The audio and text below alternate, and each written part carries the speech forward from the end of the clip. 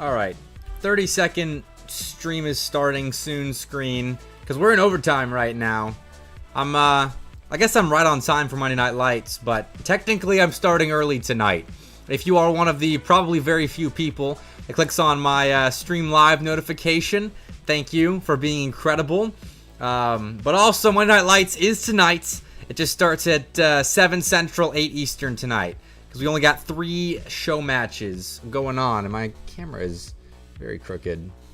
There we go. You probably can't tell a difference at all on my stream. But I started early because there are a lot of Summer Series matches going on right now. And by a lot, I mean 2 that I know of. Columbia College and San Diego State, which is actually a massive one for the West. They are playing on Vaudeville's stream right now, and then Danger Taco is doing Northwood and Shawnee State. This one, I expect to be a sweep. No disrespect to my Shawnee State boys, Northwood's just that good. And so we're going to be on the Vaudeville stream for the majority of this. Though, hey, 45 seconds in, Shawnee State hasn't conceded. But they are very low on boost. This is terrifying. Hold on, I want to see if they can score from here, Northwood. Because they've got so much pressure, boosts. Although Hoggy let that go. Alright, well, anyway. We'll check in on that a little bit later. There's Vaudeville's cat. That's a good time to switch back. But how's everybody doing? Is there anyone in here yet?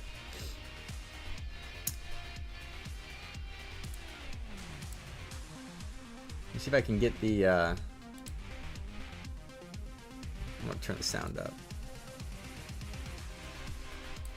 How are levels? I guess you won't be able to hear that. Hold on a second. Alright, how are levels? So I want music.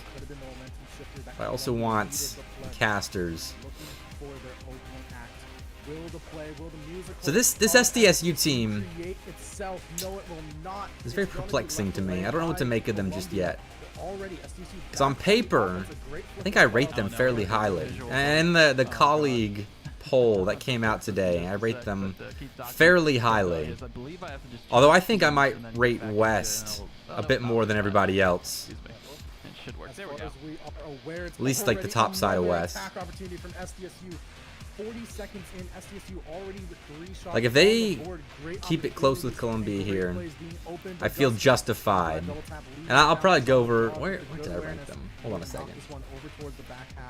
However, it won't be much live. Right now, SDSU, they are on the back end. They are on the defense. Samba looking to get this one past one, but won't be able to. All right, I've got SDSU as a top 15 team in all of Summer Series. So I need them to do well here. I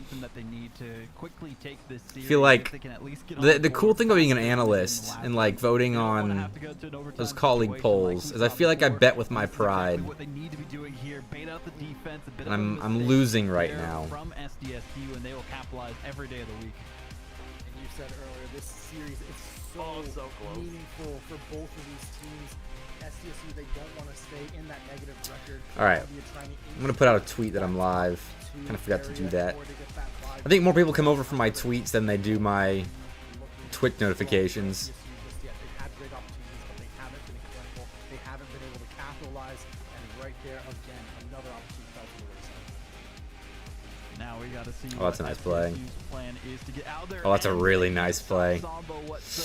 Fair enough. Unfortunate that Dog yet again is at the butt end of the joke of the defense that we've been seeing here, and they tried desperately to get the save. Could have been an earlier cut, but they waited for the shot from Samba, and unfortunately just was not timed well enough by SDSU. So it's kind of what we come to expect from this Columbia College team.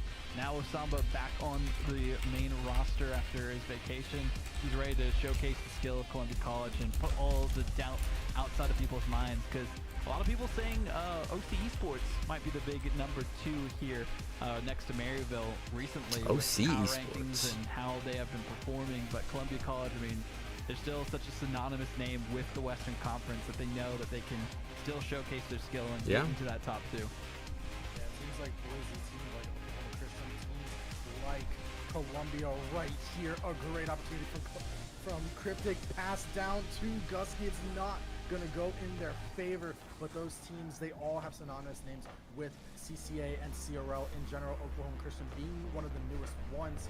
However, it's only time will tell before SDSU makes their name on the board. They used to be in CRL a long time ago. They're looking to get back into it, and right now they're looking to just prove their point of we are here and we're here to stay. SDSU can't get any pressure right can now. Columbia College stay the course here and take the advantage that they have with this series in this game into the next one? All right, smile Get for a the sweep picture. against SDSU, which would be a big win for them. I mean, a lot of people were expecting SDSU to be looking more cohesive as a unit, especially after their win against St. Edwards in a sweep. I think I said this last time I made a tweet live on stream, but my favorite part about live or going live tweets is the screen capping screenshots that I take of me just making a face. Take down Columbia, which I feel like is the litmus test for a lot of teams, and it's going to be a struggle for them. That is so much fun. Two players from SDSU taking off the board as well. It's going to be a good time for Cryptic to try to do something, but will be stopped and put a shot on target by Dog. And this one out to the midfield. Zap not going to get a touch, and will Solid be able to get there? No, he will not. It won't be a 3-0 in favor of Columbia. It's still that barrier goal up two. However, SDSU trying to put one on the board, won't be able to find a touch.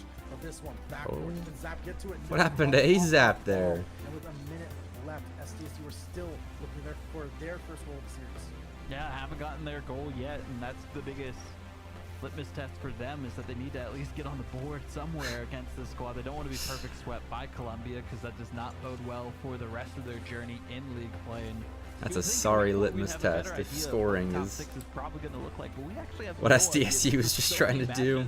Still haven't played. I mean, Kansas have only played 2 matches, and Oh my God. will gladly force that one through, blocking 2 defenders from Columbia from scooping it out of the net. Barely went through at the end of it, and kind of forced that own goal almost. Yeah, all right. Well, Spots to get their first goal of the series. 37 seconds left. Still one more goal to go in order to send this to another overtime in game 2. However, SDSU, they haven't been as clinical with the shots as we thought they were going to be. They haven't been as clinical with the defense neither. But that bump will open up an opportunity for Pleb with no boost. However, he won't be able to follow. And 20 seconds left. Cryptic trying to find one. Will be Gusky to challenge with a 50 in the air, but it won't go into the orange half. No, it won't. It will be bumped off the Samba. It will go into the midfield, and it won't be an SDSU goal, but it will be SDSU to try to get this one back onto the blue half. Well, in other news, too, on the other end of things, Northwood just took an overtime win, 3-2 over Shawnee on Ended up being an overtime win? first game. So Oh, man. Shawnee, I feel like they're such a sleeper team, but they never get the actual upset victories that they need to potentially push into that top 6. So that's a struggle for them. But again, speaking of how they're struggle, doing. SDSU, they struggled all the way to Okay, that just happened. 5 shots this time again. All right, maybe Shawnee State's going to do a bit more than I thought they were going to. Get on the board that time. So coming back to us as we switch things around to Salty Shores, we'll see exactly what the change in game. I know Slayer was telling me that Taco Stash has been dealing with lag spikes in the middle of their games. I don't know how often they're actually happening. Which if that's happening and Shawnee State is still finding the success they found so far, and they really are the sleeper team, like Vod just said. Some grass on the field this time and see how it goes. But game 3 already. I did not expect it to go this way. I mean, shoot, we could have scheduled another match at this point, but hey, it is what it is. We'll see how things go down. Columbia, SDSU switching on over to potentially the final game of this series. So we'll see how it goes. All right, well, It's only gonna take one goal. let's see if SDSU can pull it back. All they have to do is score more than Columbia. Obviously, it's the name of the game. It's what everybody tells you. Score more goals than your opponent. It's easier said than done. And SDSU are finding that out the hard way here against Columbia. However, 5 minutes of the game is the lead, and the reverse sweep needs to happen for SDSU in order. SDSU just got to find offensive control, honestly. A shot coming out 2 from Samba that time, but not really going to be the connection that they needed just yet. It does get them out of their end and helps a little bit there, but first 30 seconds, pretty eventful for them. Dog saves the day, though. Would have been an open net opportunity. Not exactly where they want to start off in Game 3 when they have to pull off this reverse sweep against Columbia, which is a tough team to do that. I mean, Cryptic, no slouch, of course. Gusky, San Diego State is having to put everything into offense right now. We know how strong he is as a contender in Collegiate Rocket League, so uphill battle, more like having to climb a mountain now against this Columbia roster with the double tap dunk almost in. It would have been beautiful from Cryptic. Yeah, if anyone has to climb a mountain, I'm glad it's Optos and the rest of the SDSU roster. All 3 of them, they're new to CLG. I swear, every time I hear a caster saying AZAP's name, like throughout a series, I think it's a different pronunciation just about every time. Zapatos, Zaptos. Their biggest challenge just yet is Dog puts that one off of the crossbar. Zapatos. It's gonna go the other way. Cryptic, he won't be able to put a great shot on, and it will already back in the favor of SDSU's clutches. Crazy touch there. Again, off the backboard it goes though. Samba, other direction, might be a chance this time. Gusky would have been a beautiful pass to Samba, but N-Blood needed to be in position to prevent that opportunity from developing. Zapatos, just better defense by Columbia is what I'm noticing here. There's not as many cohesive attacks from SDSU. The demos aren't really working out. The aggressiveness that we're seeing from SDSU being countered, and this is a tough spot for them to be in, especially when they're trying to at least get a game against this Columbia roster. Which I just don't think SDSU's been playing aggressive enough. They did have it go to OT, and there is a demo there, but the follow-ups is what's been really lacking from SDSU. Yeah, and like I said in the first game, it's information and resources. SDSU, they haven't had any resources. They just give up the ball too easily at the midfield line. Full boost. That's a new theme for SDSU here already in Game 3. That's what they've been waiting for, though. That has been broken. Will be the first goal of Game 3 going in favor of SDSU. A long shot from Dog off of that pass. Hey, what's up, Albedo? How you doing? Cool spot to be in for the defense this time, but even then, they will take it. And JTV. All right, now we got some friends piling in. That easily, they will take the keys and the car and drive away. And we'll see them on the highway later on, but who knows if... Hey, Albedo, have you heard the news about the SCL format change? Throughout this Game 3 on Salty Fest. I'm doing well. Just gearing up for the fall. Enjoying the summer. To the side of SDSU. Yeah, but salty or not, you still have that 2-goal lead, and 2-game lead, my fault, in here already. They have so many chances, aka 3 chances to take that third game in the series. Yeah. However, I do too. I think that's a good balance. Like, obviously, dropping rank restrictions will push a lot of teams that have been SCL regulars down a bit, but I'm glad we were able to expand and still give them a shot. And in exciting fashion, too. I think the single elim last chance qualifier is a really good decision. I was kind of against it at first, but that's right, you are on the committee. Okay, that makes sense.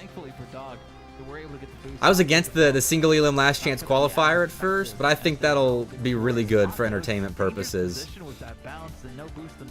What's up? Tantalus Eternal. I had to be careful before saying your name out loud. That's a tongue twister. I'm not cautious. How you doing? SDSU are really making this difficult. Oh my word. Try and find any pace of play in their favor, because they did get a counterattack goal. That does work out for them. If they get the win off of that, sure, fine. I'm doing great, Joe. Getting ready for some Monday Night Lights. Figured I'd go live early though. I've been enjoying doing watch parties lately. It just beats sitting here waiting for MNL to start. UAH thrives in the double elimination. Yeah? UAH is going to have to start thriving in single elim. does. And Or just make tier 1. To put it into the back of the net with the I don't know if barely you've and 18 seen seconds the left. full format change, Might as Josh, well but be looking in SDSU Sambo, face. what were you doing there? You could have just boosted towards it. I think you guys have a shot. Oh, it's gonna hurt that time, but Heck yeah, Joe. seconds left, 2 goals to go. I mean, we've seen it happen from this Columbia roster. We've seen it happen from Samba alone, but I think they just want to make it. I've just been trying to stream more, honestly. I was always afraid in the past of doing watch parties and stuff because in the past I didn't actually have a viewership base, and I didn't enjoy streaming to to nobody. So it's very nice to have people that'll pop in and chat. And we may not need that second series in the hour. All right. As mentioned at the beginning of this one, we may All right, another OT. All right, here we go. Come on. but nonetheless, Come on, Shawnee. they do take game 3, and that is momentum. If you're an SDSU fan, that's momentum that you need to see. Because this series, let alone, will either break them into one game off the top 6, or one game Duckworth's got 500 points. or 9th place in the standings currently. And We're watching his if POV. they win this, they take over Oklahoma Christian in that second spot. That Oh, I say, all right, in chat, people are going crazy for the Duckworth cam. Possibly. I think Duckworth has the most fans in the CRL space. It's actually crazy. Like, as an individual player, maybe outside of like RLCS players, because hockey and Cream's pretty popular. I imagine Zanil has some fans. to reach that top 2. They're looking I don't know. to get that final game of this series, and in game 4, let's But Duckworth, find out. for like actual CRL players, We shall he has a lot of see what supporters. SDSU It's is funny. made of in this game on Neo Tokyo. So many teams have struggled on Neo Tokyo for Collegiate Rocket League. So I'm Oh, that's a very good curious beat. to see what the development is from this squad. Shaughnessy's got to build something off of this. First 20 seconds. Decent can't. from SDSU, but as we've seen before, Columbia College usually dominating on the offensive end, possession-wise, and forcing the issue against SDSU. Oh, yeah, I should switch over to- Starting to circle. Steals the corner boost. That's Demo. Taco Stash, you are all alone against a pro player. And he does get away with it first. Oh, Another Shawnee save State by are just Slayer. Shawnee really racking surviving up the right stats now. On the defensive Oh side. my word. But again, doesn't matter how you win if you can just get one more goal-scoring opportunity. That's a fact. Heavy bounce. Duckworth trying to police it. Even with 0 boost, he's still going to make Creams think about it. Might try to triple pinch it. Sleuth, you can't question the methods, all right? Your players are just on another level. Come on, Duckworth. Duckworth with a musty. All the way to Taco Stash. No He's way. looking for the bump off the Come on, booty. come on, Slayer. Where's the third? He can't get there in time. That would have been the best team play of all summer series. Oh, almost the musty into the butt pass. But Slayer couldn't get close enough. Oh, And Duckworth. now, after Oh, you that, got to come up for Murray that. is looking for Oh another my scoop God. off the ground. Hockey, middle, Zanil, bounce, shot, bar in. And unfortunately, that's I don't know gonna how be you don't really Northwood challenge going on that. a match point. Hmm. Devastating after that whole sequence. Well, Northwood's won 2 overtime games so far. Let's see SDSU. Come on now. And then, Give me something. Stop a goal there, so now it's all up to SDSU. I made some, and I'll talk about this later after the series are done. I'll go through. Colleague released a new poll today, and I did get to vote in this one. The first one I didn't get to vote in. I wasn't able to. The second one, though, I did release a top 32 Summer Series teams list. I rated the CCS teams in Summer Series quite highly. And they've got some big series coming up. Oregon and Columbia College are playing tomorrow night on my stream. Columbia and SDSU obviously playing right now. I need them to do well. Colorado, I think everybody on the committee underrated. But I need them to prove it to On me. the other series, by the way, Northwood, another overtime win against Shawnee. They were down by 2 goals and came back and won it in game 2. Shawnee, I mean, they're keeping it so close to that Northwood roster, but they're still losing. Oh, it's gonna What's hurt. up? So we get it close. I mean, every GS game in Peck. this series has been a How's it win. going? Thanks for the The follow. last one where it was 2-0, it was basically 1-0. I need to send her that notification so it doesn't cover me up. Then a goal went through for SDSU. Even then, though, we'll see the adaptations from SDSU as they transition. Cryptic, Or is it GSPEC?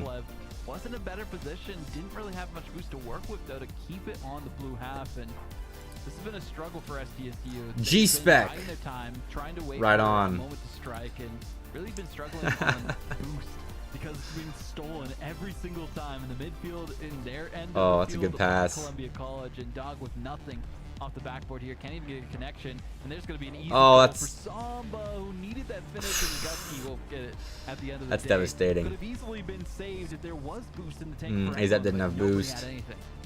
Yeah, and I was gonna mention SDSU Oh, yeah. on just keeping that It's ball addicting. from their crossbar in the back. And this is just summer series. I can't wait for actual CRL. Bit my tongue. Gusky Hoping coming to play that it safety comes for back. Columbia there, and they got there too over the one goal. I haven't heard that it's certain yet. Entire SDSU roster was able to get in that first about 45 Oh, good boost seconds grab. there. However, Come on, SDSU dog. already on the attack one more time. The pass not coming to play. And Club looking in that backfield, but he's the last defender there. He's the last attacker. There we go. And it will SDSU's be got some our midfield defense. control now. Can we find a great top corner shot? Just saved away by Gus. Heck yeah. Cryptic looking for an opportunity themselves, but he Well, I'm with you right really there exactly what about they needed. And pulling for SDSU, SDSU. I've not they partied prayed there. to come back in this game and at least force a game 5 But against this Columbia College roster. I do love me Demo some comes AZAP. through, Zapata takes their time and no boost in the tank yet again. Although, Stolen by Samba they really can't and afford to give Gusky, Zapata I've anything talked to. work with. They're So both that very dangerous chill. players. I don't like pulling against Columbia. Yeah. And I'm doing it time, can we purely see for Aaron business Sanders? We sake. cannot stop by Samba. Because I think I rated SDSU pretty highly in the colleague power rankings today. And, hey, I've got Columbia as my number 11 team right now. And if they can take them to game 5, I think it's justified. I think I put SDSU at number 15 in the East and West. Able to make it work. So, I'll take a game 5. Forward. One goal. Will we see an overtime? We don't know. But it only takes one Oh, it's a good goal for interception. SDSU to send us to game 5. Come on, AZAP. The D in SDSU stands for dog, and that's what he's got in him right now, and that's what we saw through. We're hating or truthing? Goals scored by this Which SDSU part, Koopa? roster were all due to dog. Again, though, the rest of their team really needs to pick up the pace and see how they can support Dog, who is popping off, feeling confident in this series. And Empleb looking to do just that. Cryptic, a bit faster to the punch on that challenge. Time ticking down there. I don't know. I don't know what I'm hating or truthing about. Oh, come on, Pleb. And there's no Oh, where's he connection going? inside. I He was appreciate bumping. the effort, but you need to make sure you at least get something on the ball when you go for that kind of a play. Keeps going for the bump. A dangerous situation now. Well, I'm truthing. I always truth. Oh my They god. do so. No. What is the lead? 2 seconds left. It's possible, but What is unlikely. he jumping for? He hopped for the corner. It just bounced off of that back corner post. I think he was trying to go One more time, Columbia scores. like and off this speed may on that be save, farewell to the series, but and still that's save it if it goes high. That it is. And it just Farewell looks to the series, stupid. not for now, forever, I think he's a forever. genius And for that still other play. matches they'll Didn't be work playing out, this though. week, but, Well, all right. Again for them, every game Dang. except the one that they won, a 1-goal differential. How's Shawnee State doing? All right, come on.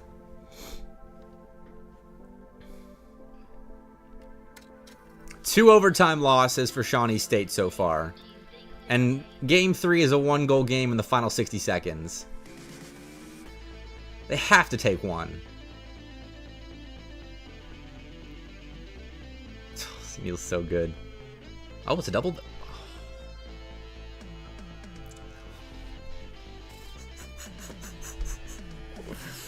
And was not ready for Right now I'm watching. So this is the Danger Tacos stream.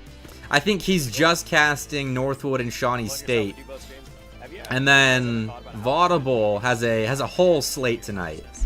I thought about that all the time when I was grad. He's got he was the one doing the SDSU versus Columbia College stream. And then I forget who he's doing next, but I will have their streams on during breaks tonight in between the Monday Night Lights series. Oh wow. All right, well that's over. Northwood they're all AI. They're all seer bots.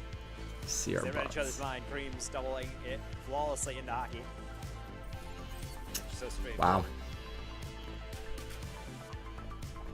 Hockey cannot be stopped. No, he simply cannot. But really, most of Northwood has a limited potential for being stopped. Hockey no doubles, Zanil. Just flicks that one slightly to the Sweet. side. I appreciate it. And despite a It's close going to be a game good 1-2, night. Game 3 is just a bit A lot of farther important away. Summer Johnny, Series matches happening a this valiant week. effort, closer than it appeared, but that's going to be a Northwood. Well, let's see. I want to put the colleague poll up. Let's see. This is the poll that colleague put out today. And for the most part, I think I agree with it. I don't know what to make of Boise State with Gill playing instead of Woozy. And I don't know what to make of Fisher, honestly. They've played 5 series. They've only won 1 of them, but their 4 losses were to Ball State, Northwood, West Virginia, and Akron, I think. It's 4 of the Big 5.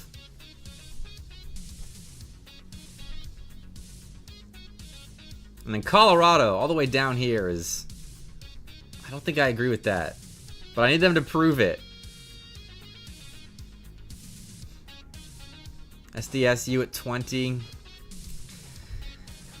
They were close to taking it to Columbia. They just had a slow start.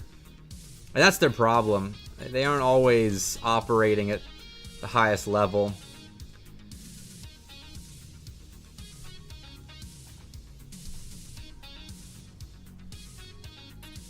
Really?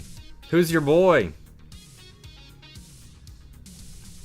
Because I would love to get some... Oh, okay, profile, nice.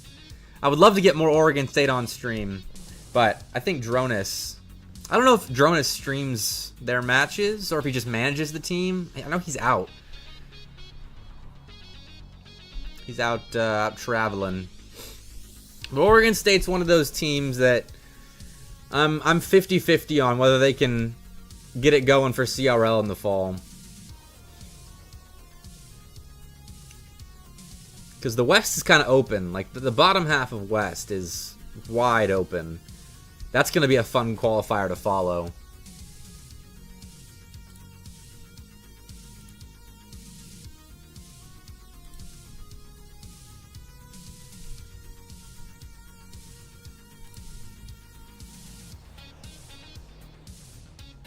Simus. So, Simus, I don't know if that's how you pronounce it, actually. Is it Simas? Simus? I don't know. He's going to Concord, which is a school in West Virginia. Concord has been, like, they've been top 48-ish around the CRL scene. This is in the last year or so. They've been on the outskirts of CRL. Also, hi, Chris of Spades. Northwood got creams into Zanil. Well, they've had Zanil for a long time. Lion Blaze. I don't know if he's retired from CRL. I'm not the most reliable well of info when it comes to CRL, especially at the top. What's up, Shaka? Maybe you can answer this question. I don't know how closely you follow CRL.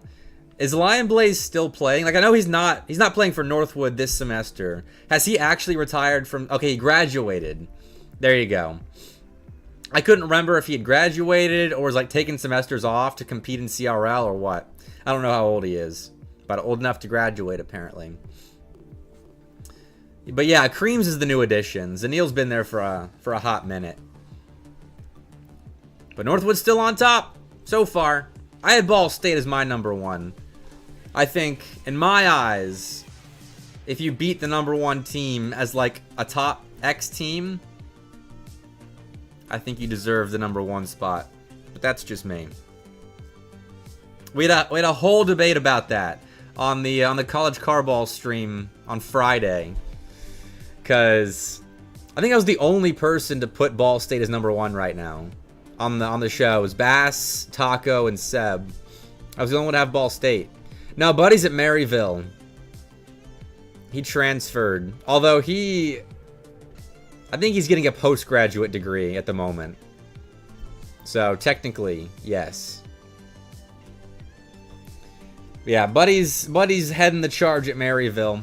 which I would love to see a Northwood versus Maryville match, which we might get. Like, if Ball State's able to up their game differential and nab the #1 seed from Northwood, force Northwood to 2, maybe West Virginia gets pushed back a bit,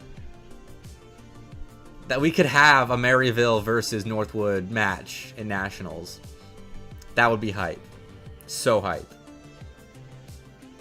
Oh, they got beef. Oh, man. Having beef with Buddy's crazy. He seems like such a nice guy. Well, it seems like it. I know he's a nice guy. I've talked with him. I wonder if VOD's doing anything in the meantime. Nope, just BRB screens. And Taco rated VOD. Fair enough. Wow. Alright, I missed that. That's crazy.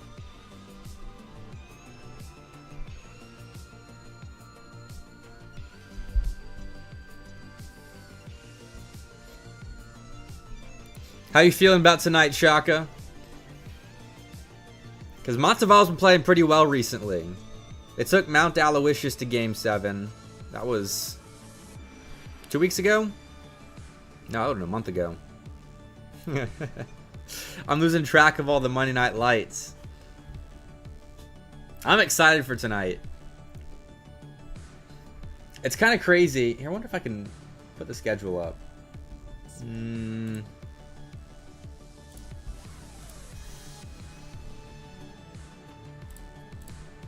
Here we go. Alright. I'll take vibin'. Here's the schedule. Got Kentucky versus KSU first. Auburn versus UGA. Then Montevallo versus UTK White. And that is the KSU B team, by the way. Dylan's debut. And I only realized this today, but each series has a team that is located in a town that I live in, or have lived in. With Auburn, obviously, I still live there. Then Knoxville, I was born in, lived there for like 7 months, and I moved to Kennesaw. So I'm kind of pulling for my my hometown teams tonight, but I'll remain unbiased as much as I can. But it should be a good night. Yeah. Born in Knoxville. I didn't live there very long, but I say I'm from Tennessee on all of my official government documents. Even though I've been I've been graduated from Auburn longer than I lived in Knoxville.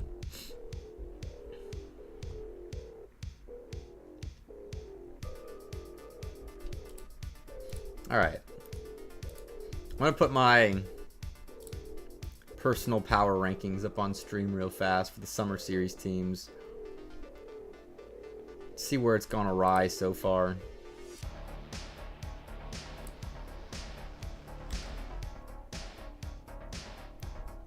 You say you're from Hawaii? Did you live in Hawaii?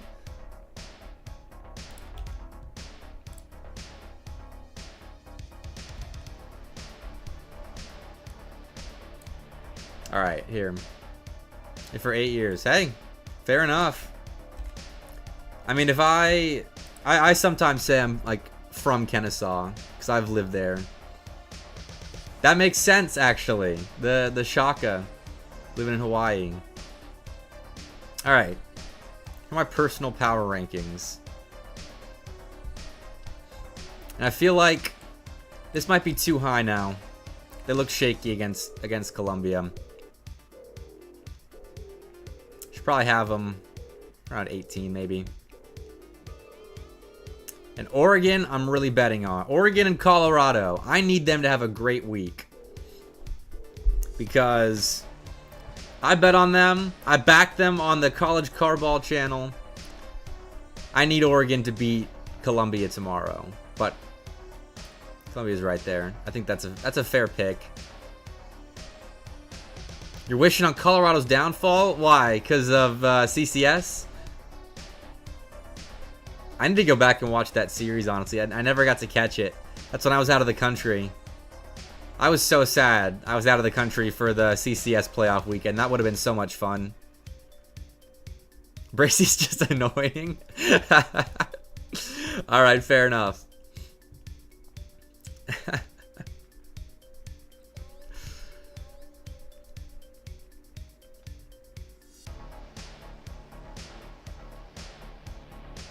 Yeah, I'm happy with this list.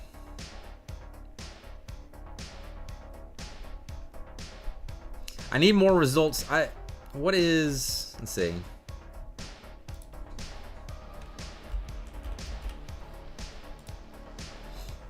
What's his schedule? Akron, WVU, and Akron Northwood. Oh, man. He has an ego for being kind of carried by Yokes and Thumper. Okay. Fair enough. I know... No, I don't know. CCA rosters look like RLCS now? Yeah, that's a fact. At the top, they do. I mean, Akron's got 5 up now. And Patty and Bullseye played in the RLCS this past season for an event. That was fun. But this is going to be a good slate. I'm sad that they're happening on the top of the hour because they're probably going to be wrapped up before the best of 7s tonight are wrapped up.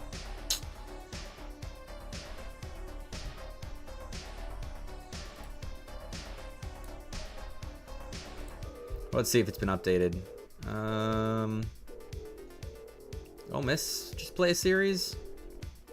No, they wouldn't have. 4-4 now. Okay, it's not been updated yet. But I'll put Shawnee State below Akron and Ole Miss. Northwood's back on, well, they stayed on top. Yeah. I figured that was the case. Like, the Joe and Cody need to be practicing with Taibu. I figured you guys weren't playing much together. I need to get them back on Monday Night Lights.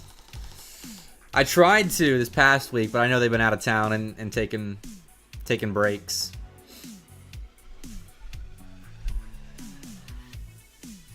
Because I would love to see them play some more CRL competition. Shaka, what do you think about the SEL expansion? Have you seen the format and all that? Oh, he leaves next week again? Fair enough. I'll be out of town next week, so I won't have a show, but in August, I'm trying to put some more broadcasts on.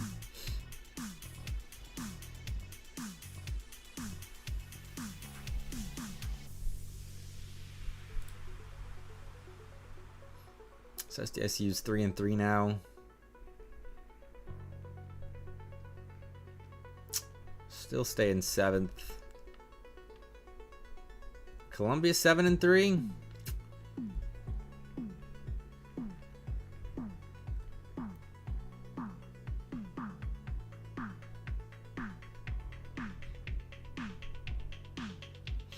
First game I cast tonight's in 15 minutes. It's at 7. That'll be Kentucky versus KSU. I'm hyped for that.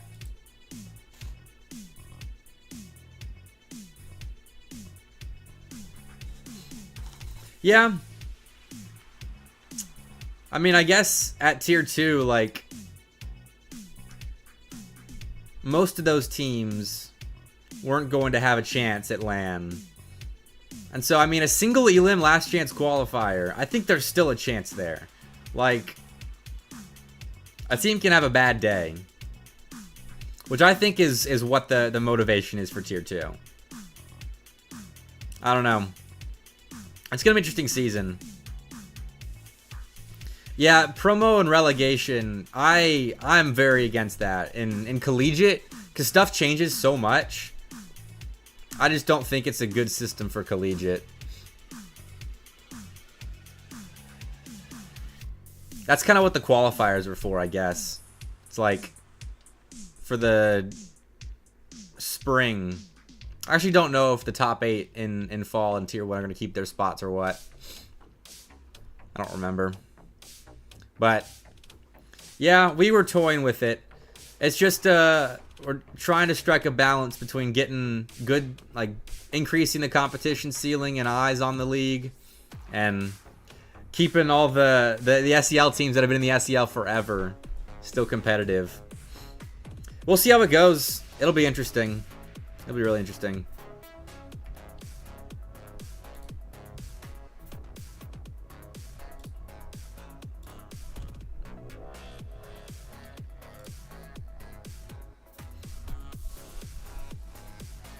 I'm excited to see how UTK does. Like both your teams.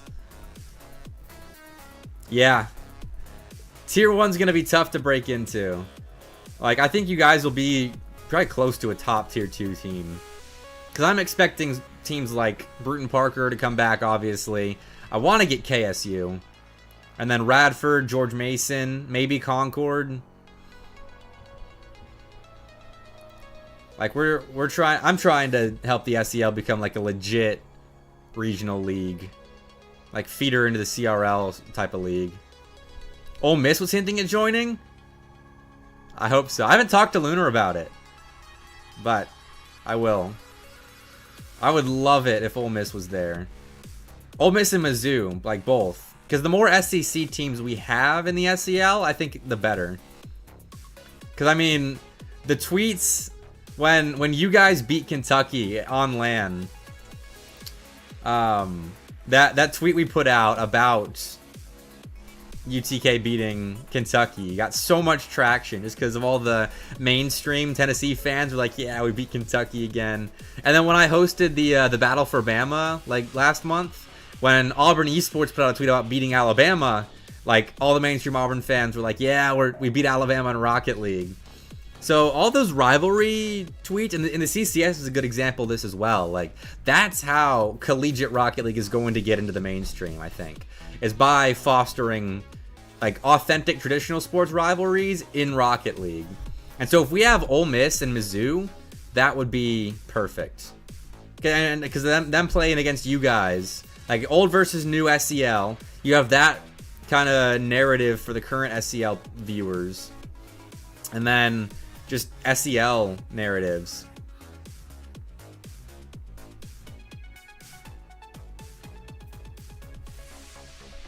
I hope Texas comes back too, Albedo.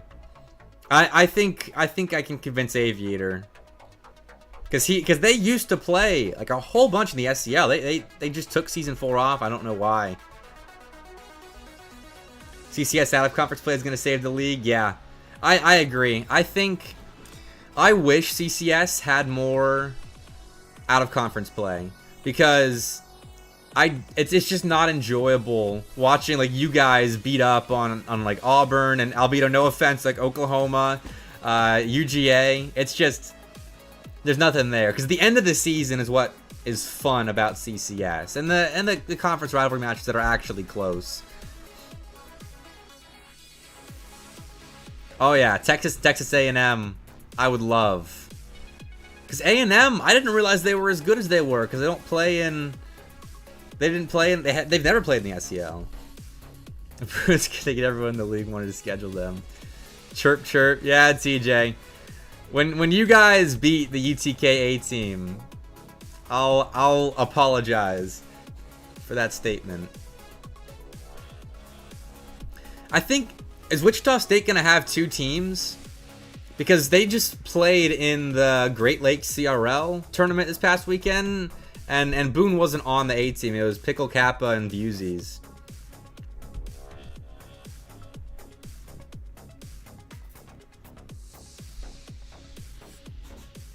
I don't know if they will.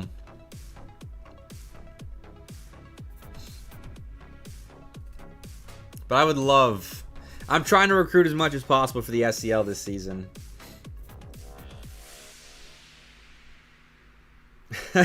Ego check. I don't know. He might be the sub for the A team. Like, he might sub in and out. I don't know. I haven't locked back in for the next season of CCS yet. This fall is going to be fun. It's going to be really fun. I'm going to try and run as many stream nights as I can. Like 2 or 3 every week. with Monday Night Lights. I'm trying to start an open bracket for any collegiate team that wants to play. I want to get sponsorships for it, have prizing. But would you guys think that just like regular collegiate teams would play in an open bracket? If there's an odd number of teams in CCS, let UTK widen? Nice. I hope so. I mean, you guys would still be a top team in the SEC.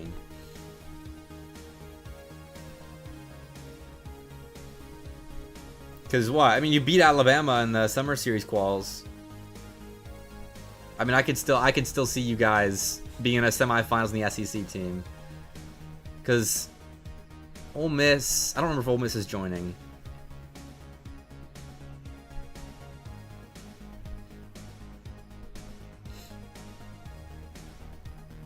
I don't know. The SEC is still pretty fun.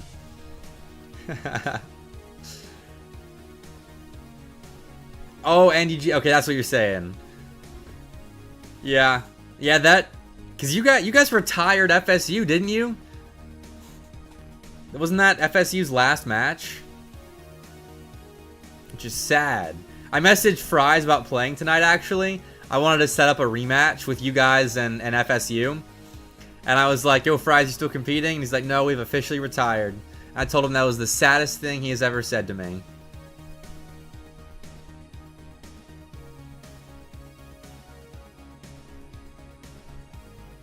Okay. Yeah, that's right. You beat them... Who'd you play in uppers? Was it... Oh, Akron and St. Clair. Okay, you played Akron in uppers, right? And then St. Clair in lowers?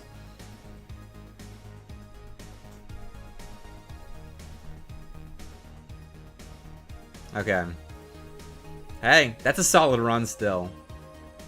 that is a better highlight than you guys losing the qual match. That was sad, Joe. I wasn't able. I wish I could have watch partied that one, like that whole qualifier, but it was out. Ah, I wish you guys had qualified. But hey, CRL in the fall, maybe, if there is CRL in the fall. All right. I'm going to take a break because I got the first series of Monday Night Lights coming up in 5. Here's the schedule. One last time. Kentucky versus KSUB coming up in a bit. Then UGA versus Auburn. And then Montevallo versus UTK White to cap off the night. Appreciate it, Shaka. I will see you at 10. Oh, me too, Central. Me too. If there's not... We're going to have to see what we can do. I don't know. All right. Short break. I'll be back at 5. See you then.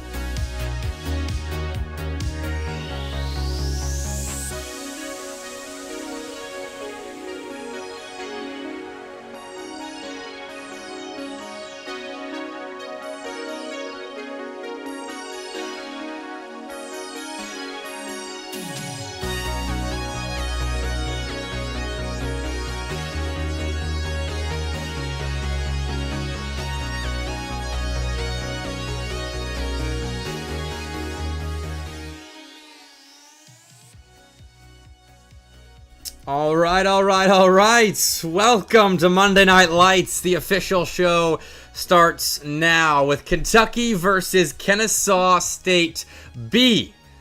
We have 3 show matches tonight, and I was talking about this earlier, but in every series we have a team from a town in which I have lived. I grew up in Kennesaw, I live in Auburn currently, and I was born in Knoxville, Tennessee. It's going to be a great night, a good showcase of Southeastern Rocket League skill. This first one, couple narratives, because Dylan, for those that have been following the SEL for a while, has transferred from Buds at GSU to Kennesaw State, and he's now on the B team with a guy that I went to high school with in Drake, who's playing as well on the team. So I'm excited to watch this KSU roster play. And then Kentucky is playing without Unfriable Apples for the first time since I started covering the team. So this is the new Chipmunk Man-led Kentucky Wildcats roster. And we get a showcase of both tonight. How's everybody doing? Hope you're having a fantastic evening so far. It's going to be a fun night. I'm just going to let the players know that they can hop in the lobby and we will get our first best of 7 started. Kentucky in blue, Kennesaw State in orange. And we are away. As far as I know, this is the debut for both of these rosters. The Bombist is the third for Kentucky. And Dylan, I'm expecting to be the on-the-field leader. Maybe like in comms leader, probably in comms leader as well, honestly, for KSU. Because I know that's the role he took on after taking a starting role on the Buds at GSU roster. And then Huds is the most experienced Kentucky A-team player, with Chipmunk Man the new Rocket League game lead. So I'm very curious to see what kind of dynamics we get out of both teams. And then the Bombist I've never even seen play, I believe, unless this is someone with a new name that I have watched play before. Either way, Kentucky, a big opportunity here after playing a whole lot of defense in the first minute, but they get stopped. Kennesaw State break away. Dylan's shot goes off to the side, and we'll keep on fighting for possession. Genuinely, I have no idea, and I had no idea coming into this series, really when I scheduled it, how well a matchup this was going to be for both teams. Because this is a new look Kentucky team that I'm not sure who's going to step up and be the on-the-field leader of. I would expect to be Huds. I feel like he's the most mechanical, but haven't seen the Bombist play. And I'll start talking about Kennesaw State here, as they're scoring first. They've had the look of the pressure so far, but finally got an opportunity to go. And it's the beautiful, humongous Vanilla King. That is Joel, I believe, is the Rocket League official name. But I haven't asked for official names on Monday Night Lights here. Opening goal for Kennesaw State, and that is a Kentucky team that has vacated their goal line. Huds gets back and just dives straight into that ball. Dylan is shut down, but Joel takes over again and scores the second for the Owls.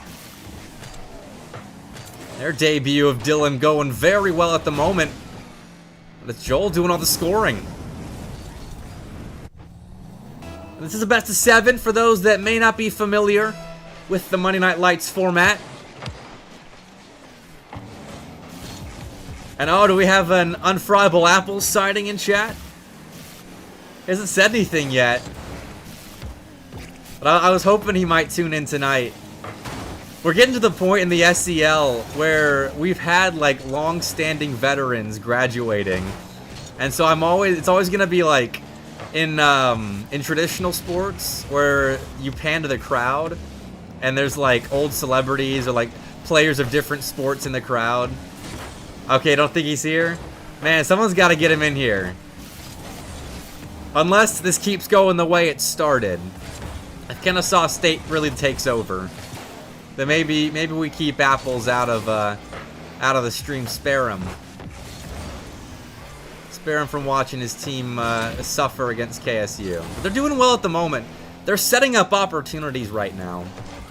And HUD's actually bumped off of that one. Kentucky can maintain possession here. Or just take a quick shot off the side wall. They'll find an opening goal. Wow. The bombist. It's funny, the two players that I had no background on coming into this series are the only ones scoring so far. With Joel from KSU scoring the first two. And the bombist scoring the first for Kentucky. Chipmunk. He's almost gotten on the board. That's that save by Drake, and the bombist now is AFK on the field. Things all right. I don't know what's happened. All right, well, we'll play with Kentucky in a 2v3 for now.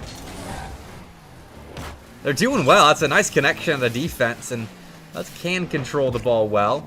Okay, the bombist is out of here. So it looks like Joel is freezing as well.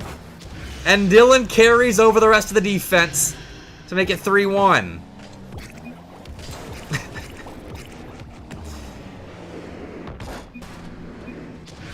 Yeah, I'm with you, Joe. Bombist does have a game to play. Gotta get him back in here. So I guess we're 2v2ing now. Joel has stepped out, and Wada has stepped in, and I guess he's subbing in. Oh, man. This is such a Monday Night Lights moment, and Kennesaw State's still scoring. Bombist Cat turned off his PC. I don't know. Okay. Chip has confirmed. Oh, this is gonna be a good night. This is gonna be a very good night.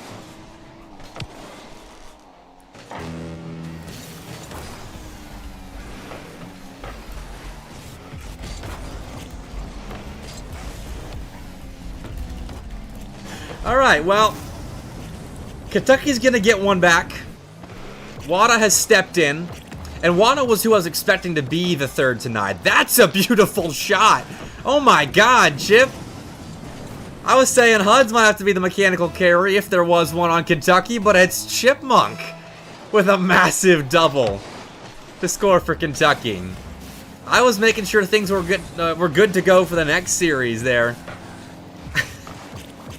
Thanks, Joe, for the subscription. Using his Prime sub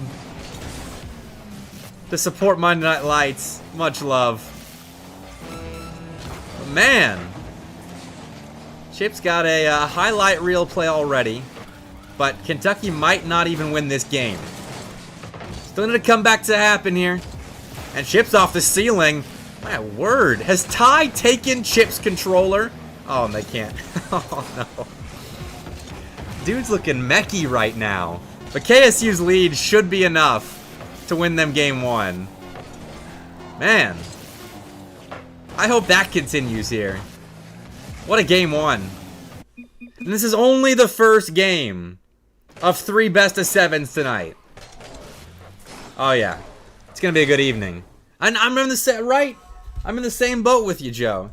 I did not know that Chip was like that. Like, I remember making fun of him before. Like, I think it was last SEL split. I called him the Turbo Pulsa of the SEL. Because every time I would watch him play, the goals he would be scoring were just ridiculously comical. And they were effective. Like, he played awkwardly enough to where it got through defenses. I'm going to pan back for the chat. Because Dylan complimented Chip there. And Chip said it was his peak. I disagree with that. I think his peak is higher than that. And the dude's only a sophomore now. He's got time to raise that peak. But here we go. We're getting into game 2. KSU 4-2 victory. I'm repeating it from my notes. I think that was 10 shots to 8, something like that. All right. Let's see if we can't settle down a bit here in game 2. Bombers is back. We'll see if the very obviously Kennesaw State fan and his cat will hold off, shutting off his PC again for the rest of the best of 7. Ooh, that's a heater. Nice save by Chip and put right back on target. Bombers to block. And Chip forced to make another one. Kentucky's all kinds of backed up right now. KSU playing very well offensively just to put pressure on. And now this is a good look, but Hud's off the ceiling. Denies Dylan. Chipmunk tried to clear. He won't get the ball away. And so the Owls find even more space in that Kentucky half. And then we keep possession going after some pinball broke out at the midfield line, but still can't get through the bombist on the goal line. Joel across the box to himself. He'll take it off the ceiling with 40 boosts. Actually, looking for the touch before he got to the ceiling. That was a mountain of pressure that KSU was putting on the board. That Kentucky somehow was able to get out unscathed against. Hey, we got Ty in chat at the very least. He's supporting his former school, even though Apples hasn't made an appearance just yet. Glad to see the alum popping in. And Matt's here too. Heck yeah, guys.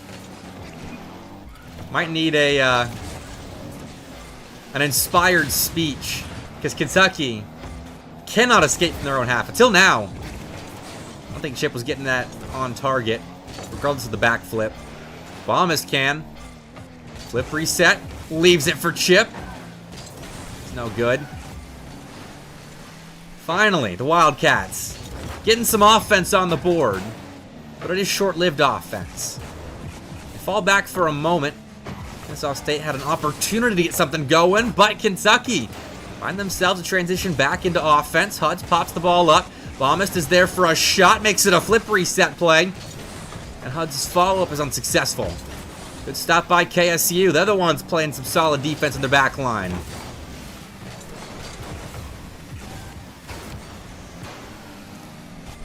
Pass across, gets through Drake.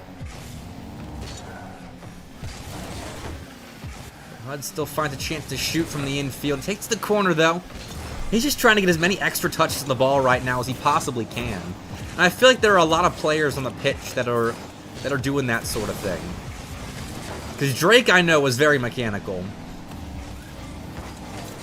In fact, the way I found out that he even played Rocket League competitively was on Instagram. I think he posted a clip or something. Or no, he posted his win of the Peach Belt 2nd Division at their LAN last year. And so he was sending me some clips after we talked a bit about it. So I know he's meching. I know Huds is meching. The Bombist has been flexing a little bit. Chip's apparently meching now. And Joel has shown some ability in the air as well. It's just Dylan who hasn't been, like, flexing aerial prowess just yet. But I know he can do crazy things with the ball.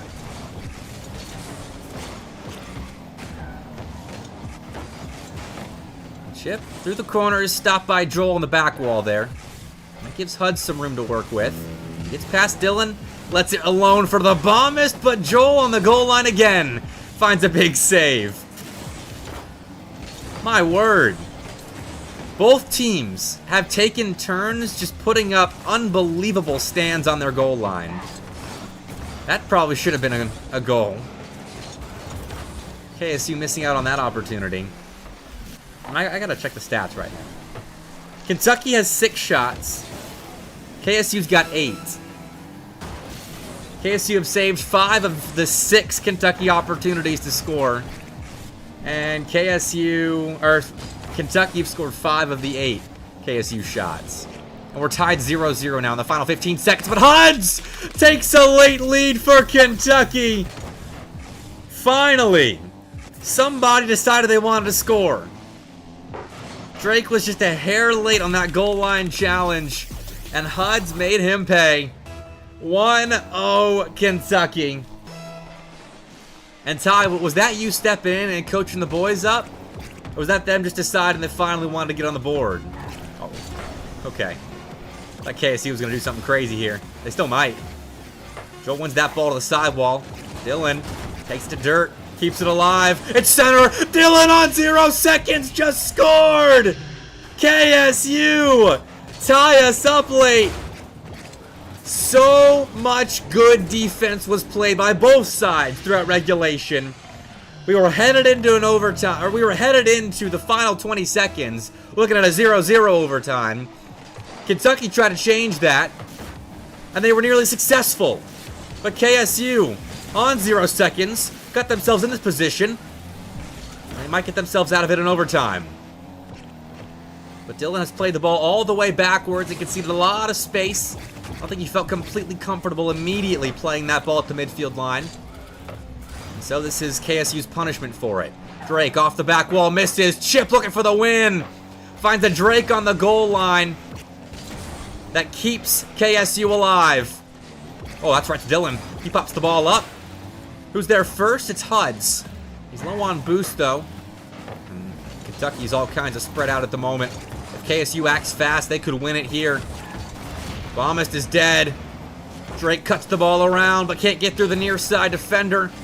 And Dylan's missed out of the corner. So the Wildcats can breathe a sigh of relief. They nearly gave up game 2 in the early goings of overtime. And they can try their hand at forcing game 2 out of the cold, dead hands of the Owls, who have stormed back late to have a go at a 2-0 series lead. This is awkward, though. Hud steps in to take control of the situation, but now Drake has a little bit of space to work with. He can't get the ball around Bombist, but Joel can win that 50-50. It's a grind now for the ball at the midfield line. That's a nice cut by Drake. He's going to try and get the ball to Dylan. Instead, finds a Kentucky defender, and Dylan biding his time gets the Owls out of the defensive half. This is honestly anybody's game right now. This turned out to be an extremely even match, which I'm very pleased about. Again, I was not sure how this was going to go. But KSU B and Kentucky A seem to be good matches for themselves. Huds, though, has missed! And Kennesaw State have taken a 2-0 series lead. Out of all the good defense that was played in this game, that's the shot that goes in.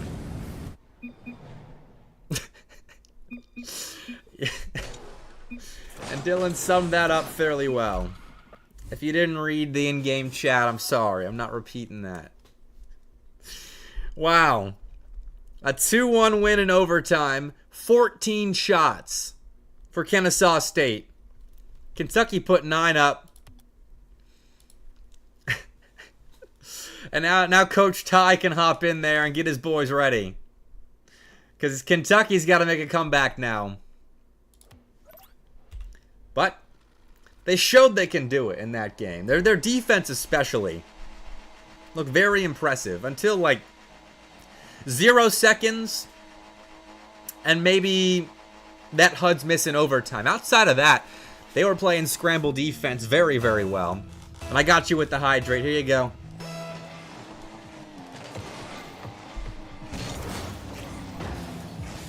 Alright, I'm fueled up water-wise. I'm getting kind of hungry. So if this goes 7, that Auburn UGA series coming up might be an eat in the middle of games type of game for me. We'll see, though. Oh, Chip. Missed out on that one. This is such awkward Rocket League. I don't think both teams are completely comfortable with their new rosters just yet. Because there's a lot of just panic defense, strange misses, and then out of nowhere, glimpses of brilliance. Oh, Chip. Found Drake on the goal line. It's a save for Kennesaw State. And now Drake's looking for Dylan. Pass on the near side is stuffed by the Kentucky defense again. And this is, you know, wildly entertaining Rocket League. If you're a fan of just pure chaos. Like that should be a goal. And it might yet be. Chipmunks put the ball off the crossbar, and there's no rebound opportunity for Kentucky.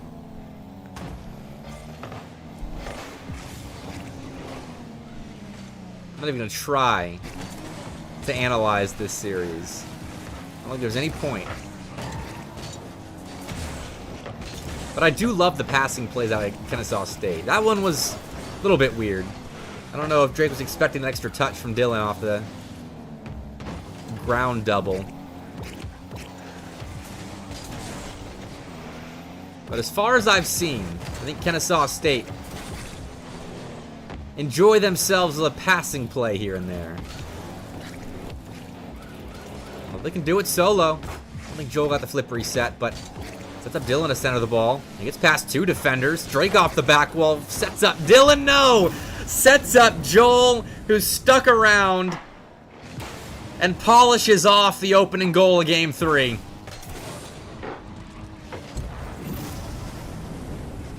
Kentucky's defense. They're faltering at the worst times. And now it feels like they gotta rely on their offense to get one back. And there you go. That's the guy that's taking Unfriable Apple's place in the Kentucky Rocket League ecosystem. Chipmunk Man just cleans up an awkward defensive play. I don't think Drake's too happy about it. Uh-oh. He can do something about it here, though. But is stopped by Chip. This ball is stuck in the Kentucky corner.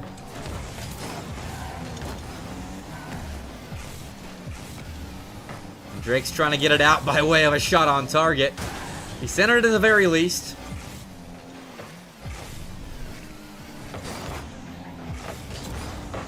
But of all the touches on the pitch right now, this ball is going all of nowhere.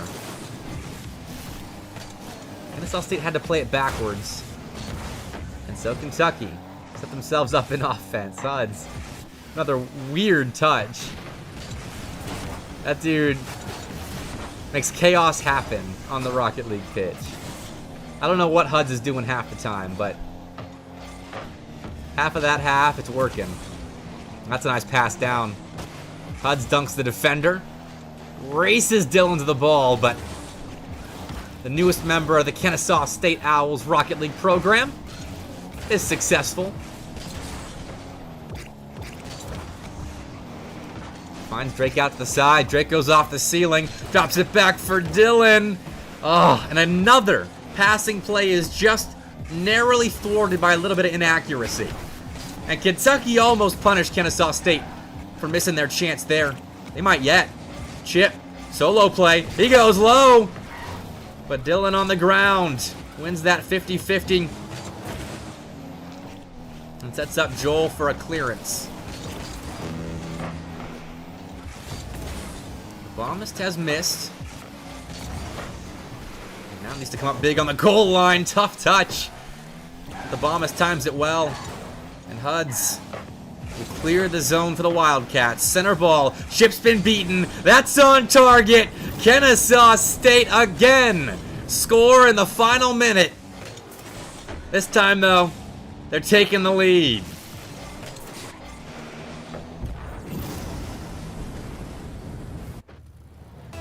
And it's up to Kentucky to show us what kind of ice they've got late in the game.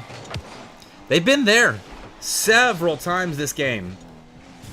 5, I think, fairly quality opportunities have gone by the wayside with just inaccurate shooting or a nice save by KSU.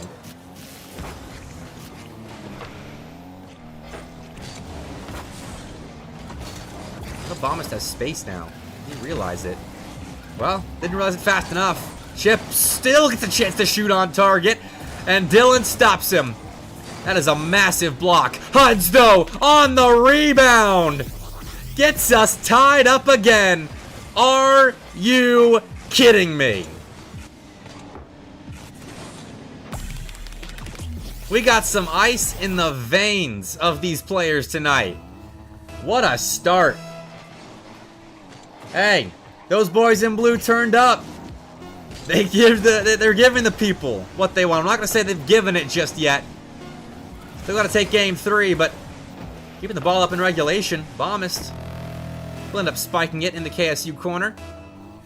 But we get our second straight overtime here. Joel's alone in defense for now. The ball poked away from him. Tries to track it down along the sideline.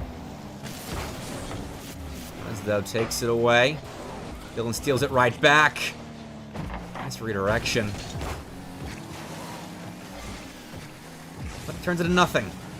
Huds, man, they can just get better first touches in those kind of spots. He would have so many more plays down the field in transition.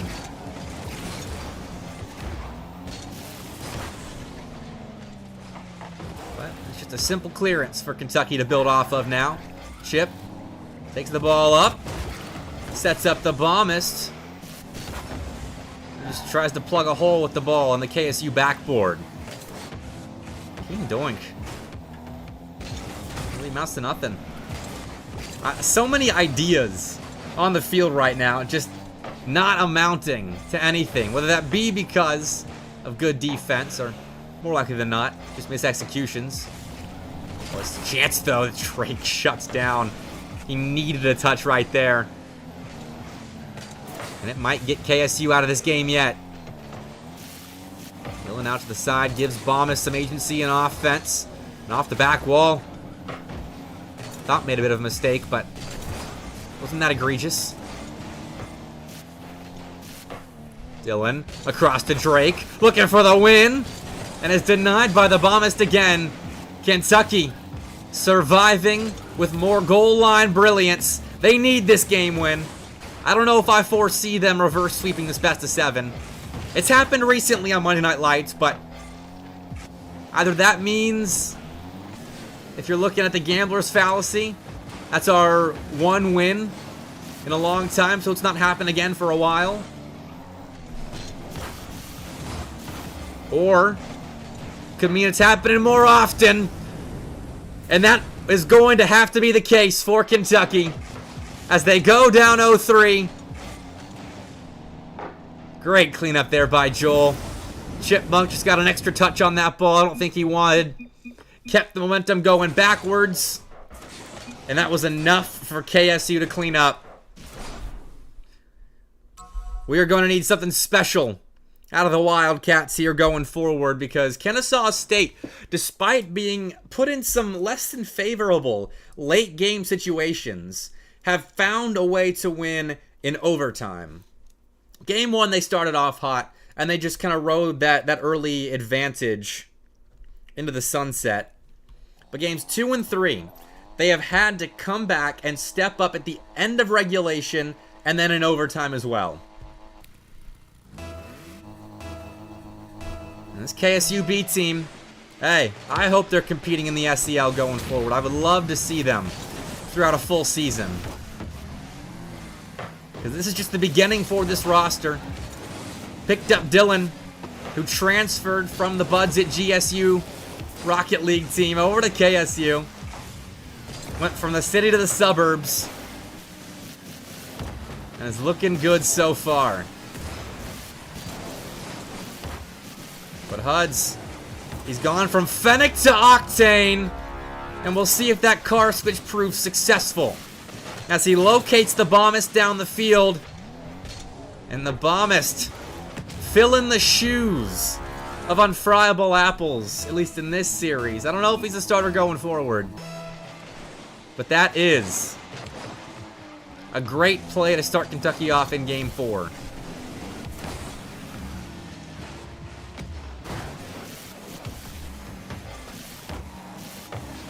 Good interception.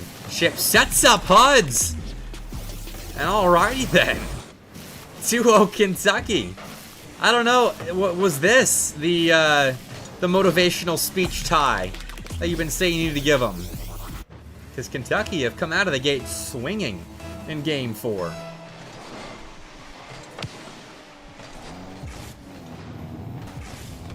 Chip, though, is all alone here. Put on an island. Off kickoff. And he can't get past Dylan at the midfield line, who flip resets a ball on target. Didn't have enough oomph on it, though. Be threatening enough. No, Kennesaw State have maintained possession. But Kentucky have taken it all away.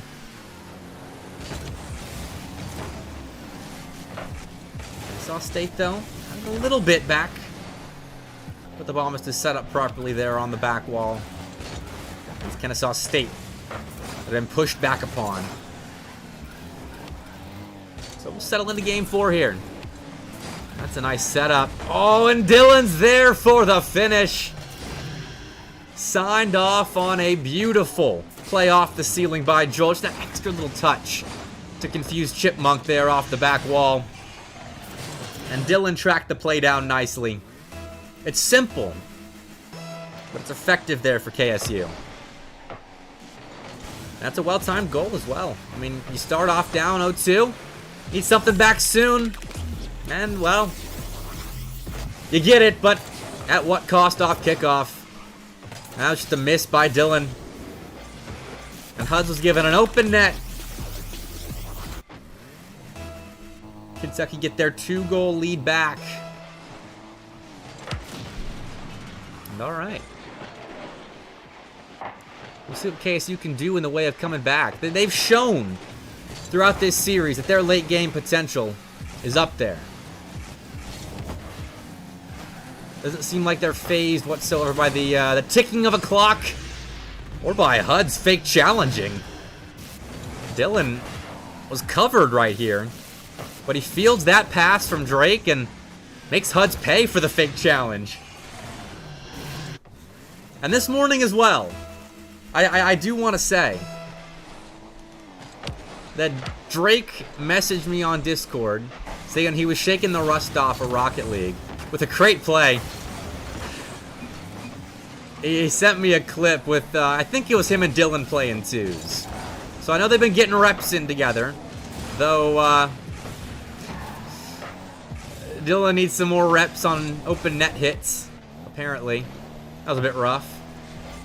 No, old man Jenkins. I do not. My girlfriend would not be pleased with that. We're gonna get back to Rocket League, I think. The halfway point of game 4 is come and gone, and Kentucky continue to hold Kennesaw State at arm's reach. As each time Kennesaw State find one back, Kentucky do the same. Hi, Happy. That was a good kickoff. Drake, good touch. And Dylan's got the follow-up as well. I am thirsty, I'll admit. If you're thinking about dropping 250 channel points, now's a good time for the hydrate. Alright, there it is. I'll take a sip of water.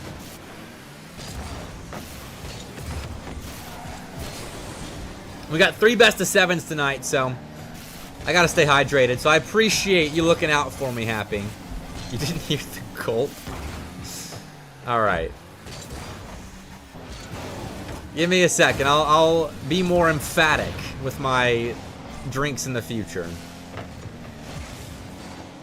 But in the final 90 seconds, I gotta lock in here.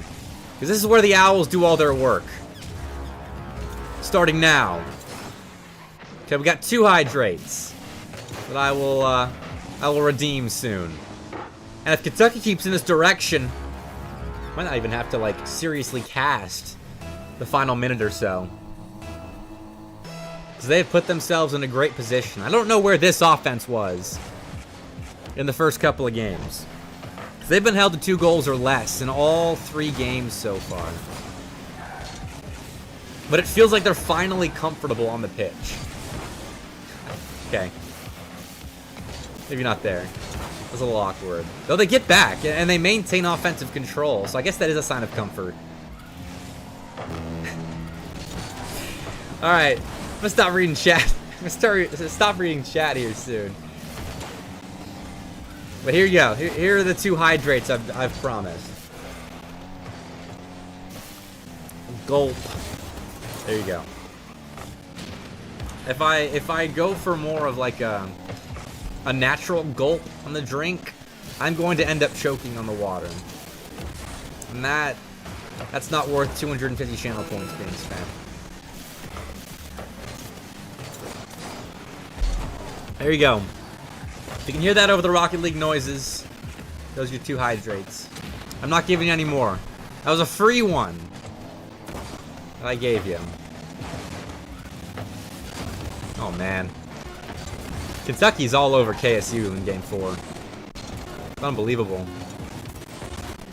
And they've had glimpses of this kind of offensive control.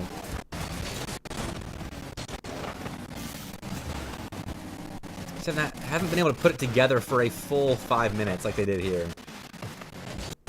And they... Oh, I thought Chip was going to get back to that and keep the ball up on 0. But hey, Kentucky get the game win. And they will prolong our opening best of 7 just a little bit longer.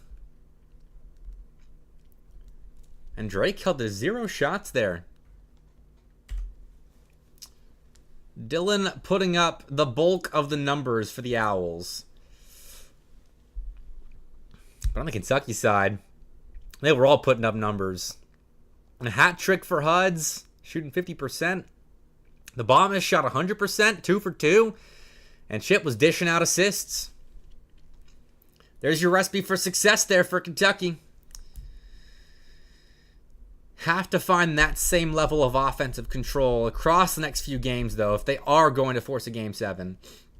Because right now, I think KSU are still very much in this series. I think they can close out in any of the next couple of games.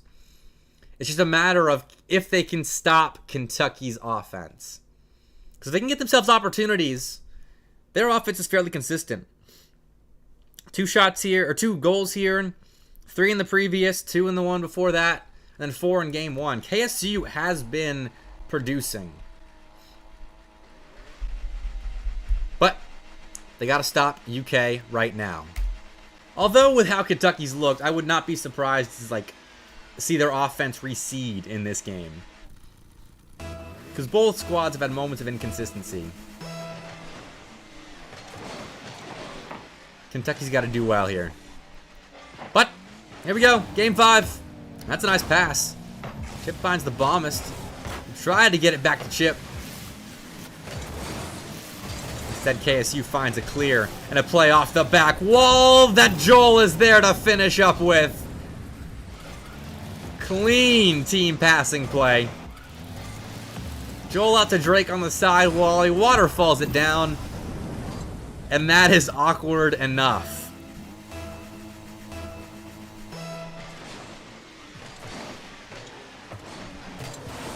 All right, Happy, you are treading the line right now.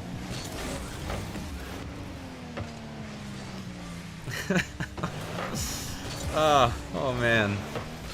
1-0 KSU though. They'll be happy with that. Joel a double center that actually sets up Drake after Dylan missed. He clings it off the crossbar. There's no contact made on the rebound of the rebound. And that was a bit of a botched opportunity. And Joe Bro taking one for the team in Twitch chat. Sorry, Happy. A deal's a deal. We'll see you later for 10 minutes.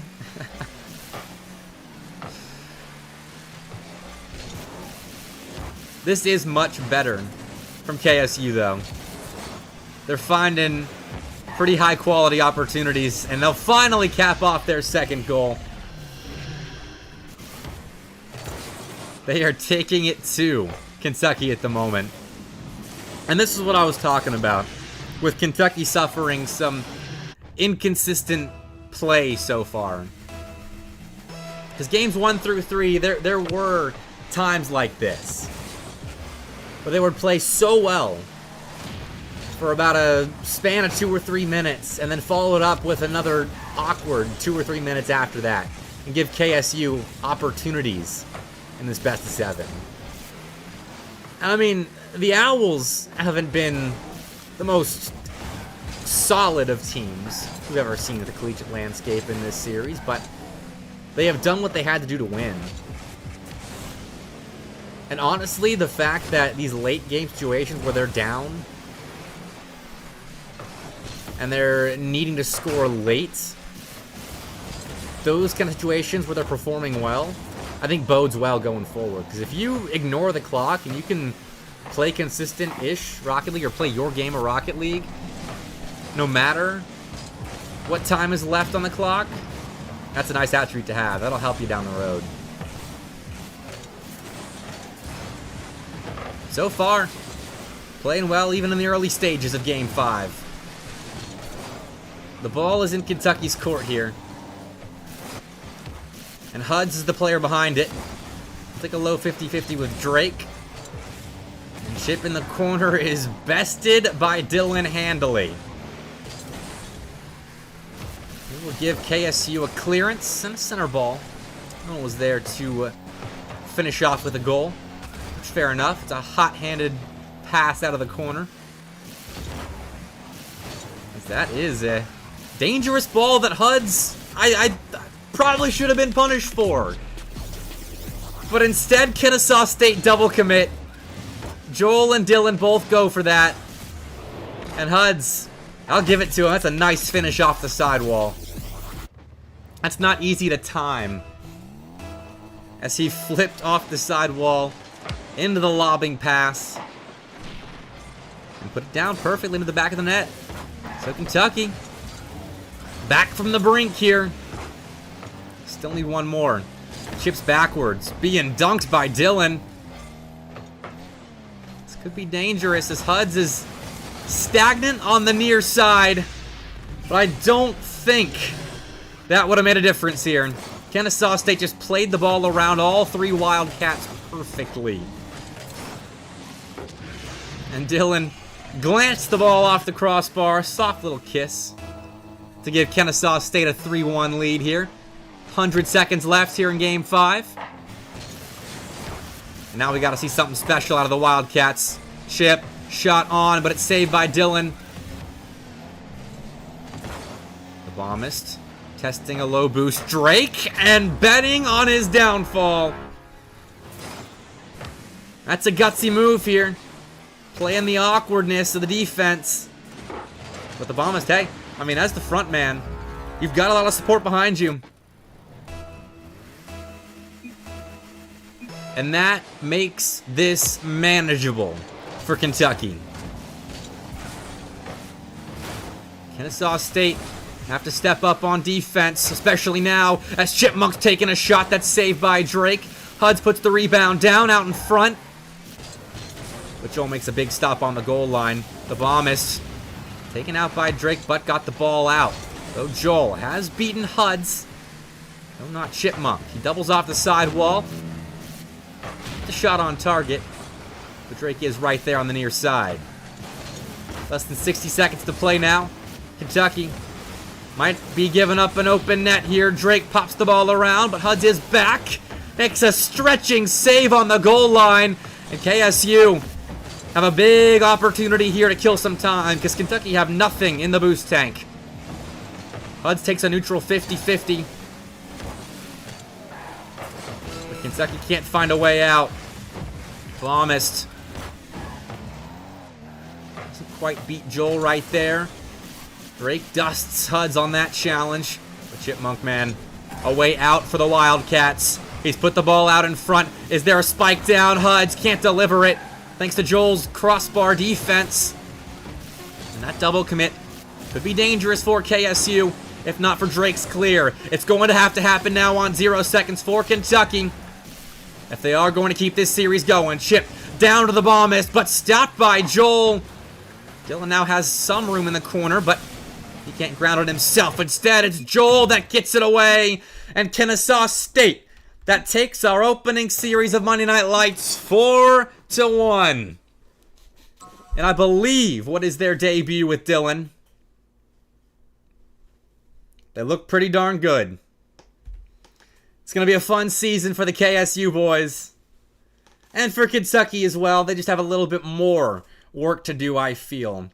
before it all starts clicking for the Wildcats. But hey, still got a month and a half or so before the SEL season starts. I don't know what else these guys are playing in, but the SEL is what matters. It's why we practice on Monday Night Lights. That's why we accept Bepic's invites to show matches and other tournaments. We'll see what happens in the fall. And that was a fun first series. Nice taste, I think, of what's to come. Because next up, we have Auburn versus Georgia. The Deep South's oldest rivalry. The Bulldogs versus the Tigers. It's already been advertised on the Auburn Esports Twitter. It's obviously been advertised on the Mr. Bepic Twitter. But then we got that coming up at the top of the hour. Appreciate the follows, guys. Thanks for tuning in. Man, I have not heard the looks like AJ comment in a while. That changed my hair up in the fall. I haven't been getting that as much. But yeah, I do look like AJ. Hey! I appreciate the sub, Drake. Dude, thanks for playing. You guys are looking pretty good right now. I'm excited for the things to come out of the KSUB squad. Obviously, I think we all know what KSUA is capable of, them playing in Summer Series right now. But KSUB is pretty solid as well. Heck yeah. I can guarantee you that is not the last invite you guys will be getting to, at the very least, Monday Night Lights. We'll see what else I'm hosting come the fall semester, but good show. Good show. Had some bangers of some goals early on. Not early on, the whole time. If you count awkward goals as bangers too. That was entertaining. Not always the prettiest Rocket League, but it was entertaining. Yeah, that's what I'm saying. There were some questionable moments, I think, for both teams. What's up, Dylan? Now, Dylan, and Drake too. Was that your debut with that roster? Because you guys didn't play Summer Series together, right, Dylan? Because you were playing with Buds. Maybe not. I don't remember. That was your first time playing? Okay, cool.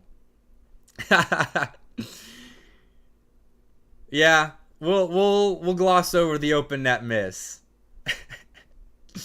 Great job to both teams indeed. That was a good series. That was a good series. But Auburn and Georgia coming up next. All right, it didn't happen. You guys won the series, so really, no mistakes happened. There's nothing to take away from that series to improve upon. You guys won. War Eagle indeed. That is a good answer, Drake. Thank you. All right. Break's going to be about 10 minutes, tops. But then I'll be back before the Deep South's oldest rivalry takes shape in Rocket League. We'll see what happens. Auburn versus Georgia coming up in a bit. TJ's already in chat. We'll see what happens then. See you then.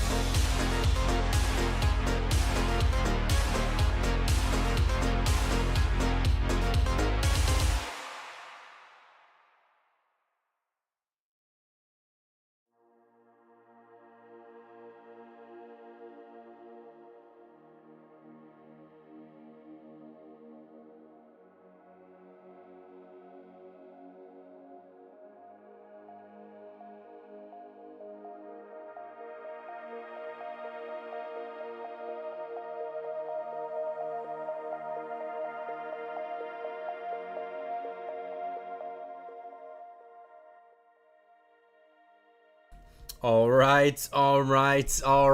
Welcome back to Monday Night Lights number 14, where we've already had one team take a dub tonight, Kennesaw State 4-1 Kentucky, and now we move into our second best of 7, which is the Deep South's oldest rivalry in Rocket League. Georgia and Auburn taking each other on. It's going to be a good one. I'm very excited, not just because it's a rivalry match, but because this should be a fairly even series between both teams. Auburn has been looking very, very good recently. They, I believe it's Auburn Orange playing tonight, but they still made a run in the Battle for Bama we had about a month ago now. And UGA been looking very good recently. TJ has finally found him some boys to play around him. And, well, results have been trending in the right direction for the Bulldogs. So, I don't normally put the second series of Monday Night Lights, unless it's the last one, on Champions Field. But this one feels like the primetime series tonight. So that's where we're going to be headed at the moment. In other news, if anyone's following CRL right now, there are a bunch of results piling in for the night. If you're a Summer Series viewer. And also on the Vaudeville stream, Northwood and Akron are playing at the moment. So I'm going to have to be keeping an eye on that screen. Because Northwood is actually beating them around at the moment. One game won. They're up by 2 goals in the second game. They might be recovering from that Ball State loss fairly well.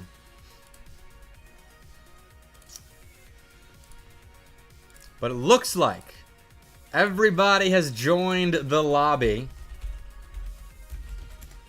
So we'll shift the focus back to Monday Night Lights. And we'll get this rivalry match going. Looks like Coop's in tonight. Koopa Troopa, DJ TJ, and Wheeled Broom. The trio for the Bulldogs. And then Auburn's rocking with Malopo, Hums, and Dreskel. So, as far as I'm concerned, this is going to be a close best of 7.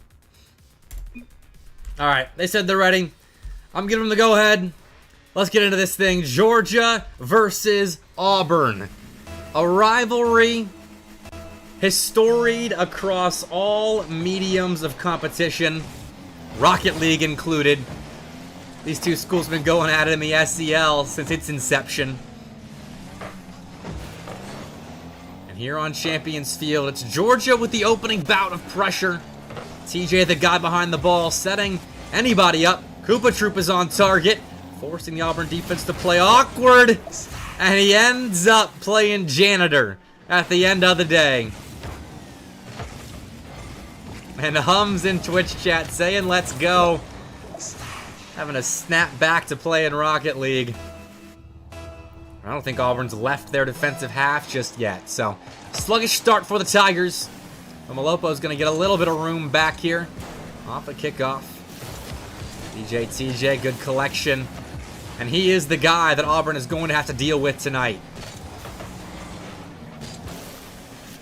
I am fairly confident in saying TJ is the highest ranked player in the lobby. And he is absolutely the leader of the Georgia Bulldogs roster, playing on Champions Field here. We got a Rule 1 in the net at the moment. Malopo and Koopa Troopa locked up. So that leaves Hums and Dreskel against Wheeled Broom and DJ TJ. That's a nice pass. Nice shot, too. Forces an awkward save on a TJ. And a botched shot. Turned pass for Hums. That will give Dreskel Auburn's opening goal. They made a meal of it, but that's the benefit of having one of your guys locked in a Rule 1 in your net. He only had 2 defenders to get through. But TJ's going back wall. He tried to spike the ball on target. He's trying to get himself going mechanically as well. That's a nice bump, and that's nearly in. Dreskel at the last second saved Auburn. And we'll get the ball out for them as well. For this Auburn roster, I don't know who I expect to step up. I don't know who I expect to kind of be the best player on the pitch for him. Driscoll, the last time I saw him, was performing extremely well. And Hums, all throughout the spring semester, was a guy that could step in and not take over lobbies by himself. But I don't know. There was a Monday Night Lights series against Florida way back at the beginning of the spring semester where Auburn subbed Hums in after getting destroyed in 2 games of Rocket League. And they come back, end up destroying Florida. It was unbelievable. So I don't know. Malopo, he's got that old man energy. Former Rocket League game lead. That's, you know, that every team needs. But that's nearly in. Georgia playing bully ball on the Auburn goal line at the moment. And it's nearly worked out a couple of times. Not quite right there. And they are pushed all the way back. And yeah, Malopo was mentioned. Oh, that's just in. TJ took a side-on challenge with Hums. And Hums somehow got it to go in. He was trying to find Dane across the box.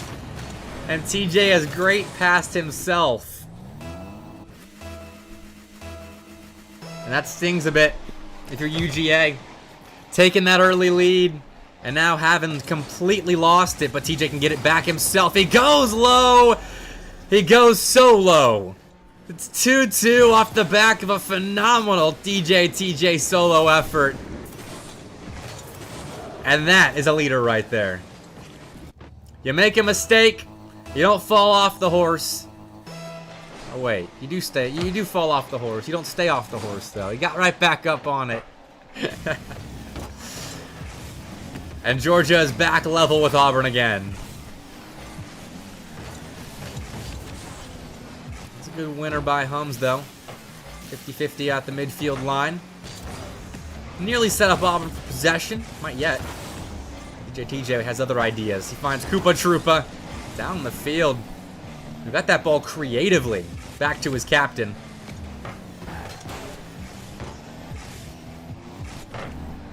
Auburn hasn't given up a long stint of pressure in quite some time now, despite Georgia's best efforts. Well, that is a quick shot from TJ, just short of being on target. So Malopo fields, but can't clear the zone. Driscoll, center ball with TJ, pressuring on the goal line. That could have been danger, but Driscoll found a way out into a shot on. He is taken completely out in the UGA corner, but has flipped the field possession-wise. Buddy, you are watching Georgia versus Auburn. Big rivalry match.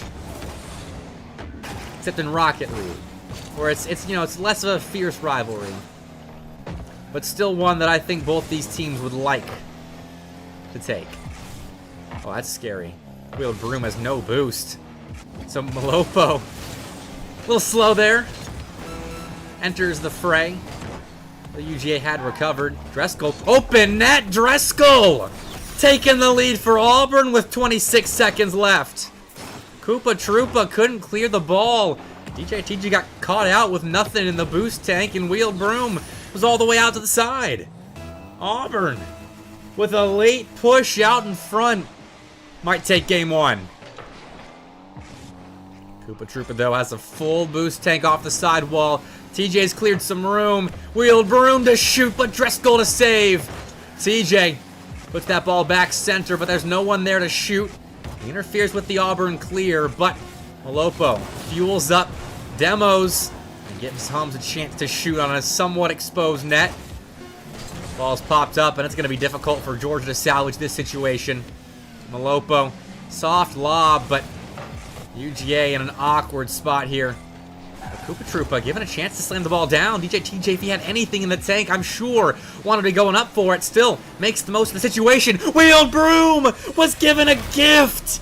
There is no way that Auburn just gave that up. Georgia kept fighting, and they force a mistake out of Auburn and send us to overtime. What is it with Auburn giving up late plays in big games?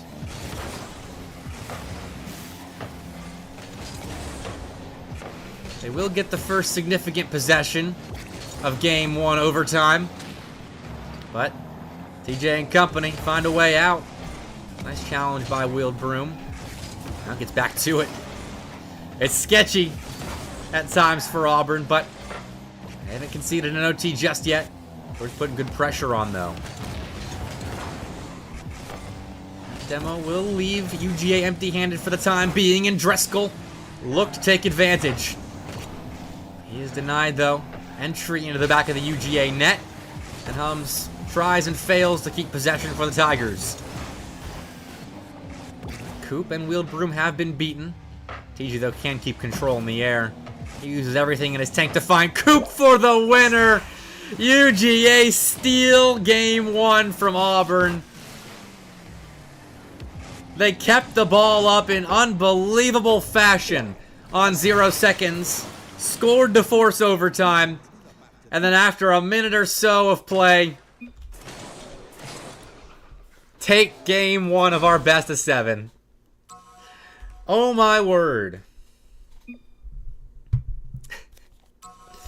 And Hums, I think rightfully so, is a bit upset about that 0-second goal. But this is a long series. And if Auburn plays the way they did in that game, they're going to be all right. But they're going to have to recover from giving that up on 0 seconds. And I never like to say I know what a Rocket League team's mental is like. But if you have a weak one, it is very easy to let that kind of a play tilt you. And even though that was just game 1 of a potentially long series, tilt like that can cost you games. But hey, that's a nice play by Driscoll to get the ball away. After UGA found the first possession of the game. Now Hums to the corner. Puts it mid. And Driscoll finds a good win. So far, I feel like it is Driscoll that looks the best on Auburn's side. He's doing a lot of the facilitating in offense. He's the one to win clean 50-50s more often than the rest of his squad. And I think for UGA is the threat that needs neutralizing. That's a miss. Malopo put in a tough spot. Almost had his teammates back though. UGA couldn't immediately pounce, but TJ finds some open space. Finds a Koopa Troopa doubling and then tripling, maybe quadrupling that ball through the corner. But doesn't cause too much havoc on the Auburn goal line. The Tigers stay calm and they find themselves a clear. Nice testing shot by Malopo. TJ handles it very well.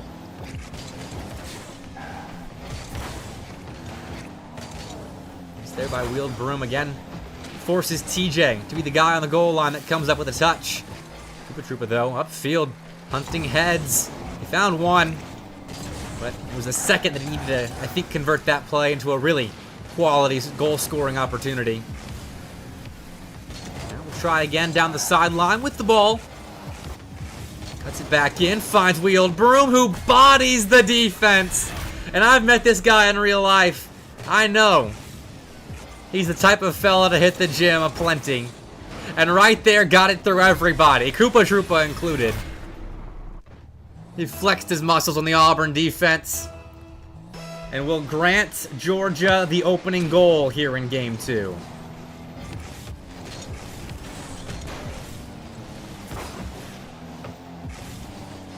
That is now 3 unanswered goals out of the Bulldogs. They're looking to make it 4. Koopa Troopa finds himself a shot, but Driscoll makes a save, keeping this game manageable for Auburn.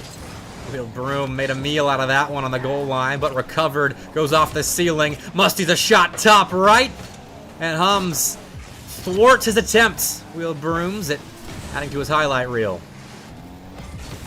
Up the side. It's Hums' turn to get something going, and that's a nice ceiling pinch, but not the right direction.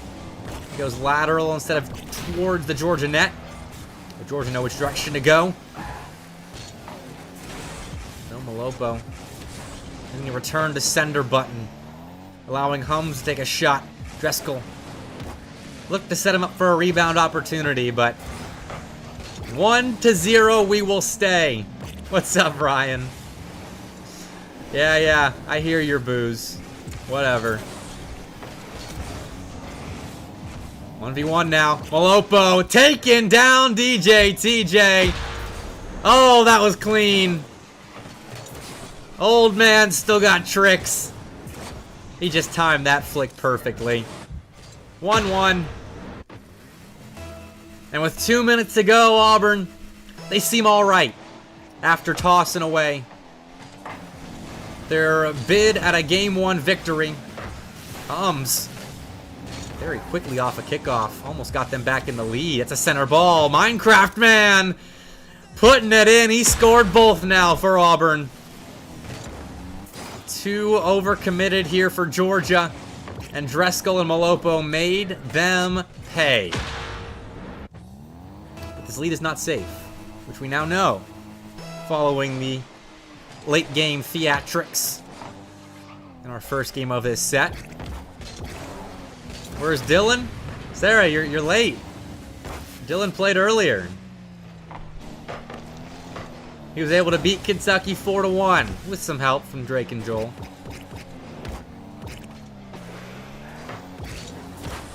Oh, Dreskel.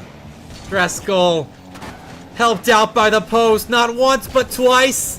And Malopo can't find the save on the back of the play. So all the assistance from the woodwork is for naught. Georgia tie us up. I can't believe how close they were to being stopped in what was such a good-looking counterattack play.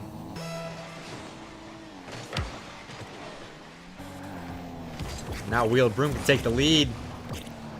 His flip off the sidewall, though, isn't the most optimal. So Auburn's allowed to clear, and Hums is quick to get up to this one. Goes low with it, and Malopo on the goal line finds a clutch demo. That's a great 50-50 to set things up. Stole the boost from Dane and took out TJ at the last second. Man, the former Auburn Rocket League game lead has had the number of the current UGA esports club president. I love it. Leadership going after each other's throats. TJ, though, dangerous in this spot. Flip reset gained. Shot on target-ish. No, both shots. The initial opportunity from TJ and the rebound go off the post. And Auburn dodge a bullet. They aren't out of the woods yet, though. Koopa Troopa adds another tester. The long list of UGA opportunities. But even that one is stopped, and Hums finds the ball away. Pass Koopa Troopa. TJ has his teammates back. Center for Wheeled Broom. He gives it to Koopa Troopa. No. Gives it to TJ. Trying to again lead the charge. Late for the Bulldogs. No way. They scored on 0 seconds in game 1. They'll do it with 5 ticks to play in game 2. Are you kidding me? Now off kickoff. They've got the initial advantage. The ball will hang in the air now. Wheeled Broom stuffed by Dreskel, but that ball stays up actually. Hums is up. Over to Dreskel. Oh! He scores! No way! UGA I thought was going to force overtime, but Auburn takes that prospect from their hands. We've had 2 games in a row with 0-second goals, and Vaudeville is just rated. Dude, thank you so much, Vod. What a time to join the stream. If we got any traditional sports fans in chat, I know we got to have some fans of an Auburn versus UGA matchup. And that is piled on top of the fact that we have had 2 4-3 games One went to overtime thanks to a 0-second goal. And that, if those of you rating got in quick and got to see it, was a 0-second game winner for Auburn in Game 2. Unbelievable. I don't know what it is about the times that Auburn plays UGA, but magical things tend to happen. This is just the second show match of the night, and I put it on Champions Field because I knew it was a high-profile rivalry match. But I did not know it was going to deliver like this. Game 3 of our best of 7 has started with UGA pressure, but potentially an Auburn goal. No, Koopa Troopa will get back. He'll fuel up in the corner, go off the ceiling, but that ball had too much zip on it, and he won't be able to find it clear. Wheeled Broom will try his hand, but can't get through Malopo. That'll be a waterfall ball down that TJ is on top of. And I gotta settle back in. Well, these players aren't letting me. It's just shot after shot. I mean, both games, both teams have had double-digit shots. Except for UGA in the previous one, they had 6. But they put up 14 in Game 1, so I'll forgive them. Hums takes a nice 50-50 to maybe catch out the defense of UGA, but TJ is too smart for that. He almost doubled that ball off the back wall, and he is capable. I consider Auburn's defense lucky that's not a 1-0 UGA lead. Instead, the Tigers are afforded a chance now. Take a lead of their own. Hums lets that ball alone for Dreskel. UGA's defense finds a way out, and Auburn's offense finds a way right back in. 1-0. It's a simple ball from the midfield line. I think that demo might have helped things out. And Dreskel, I don't know if it was in his intention to hit that, but I'm glad he didn't. 1-0. The Tigers start off strong here. But UGA, we know they're come from behind potential. Koopa Troopa almost demonstrated immediately after our kickoff. And 50-50 with Hums. We'll see him kind of descending slowly out of the air. He didn't really have the boost to follow that ball up like he did. So he was beaten adequately. TJ has his solo play interfered with by Hums, and now Malopo has some space down the sideline, and we're just fighting for possession right now. No one with a clear claim on the ball. And Nevy's in chat as well. What's up, Hana? Your dogs have had quite the roller coaster of a night so far.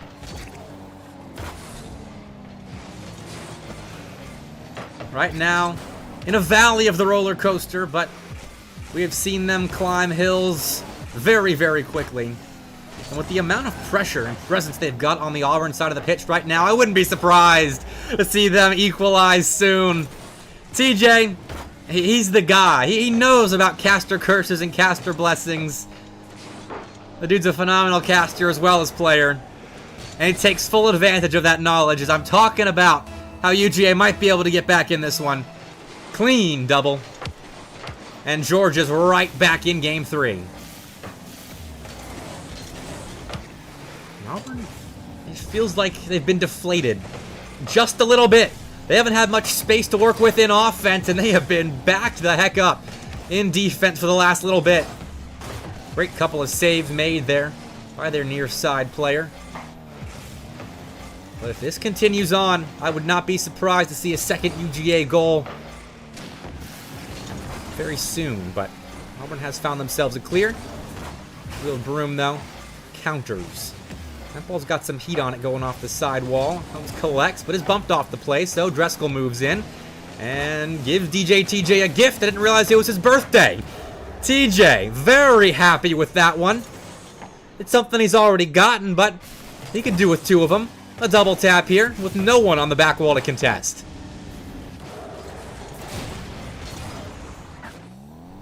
And so UGA started off down early. But they have stormed back now with less than 2 minutes to play. Oh, Malopo and Dreskel got tangled up there off kickoff.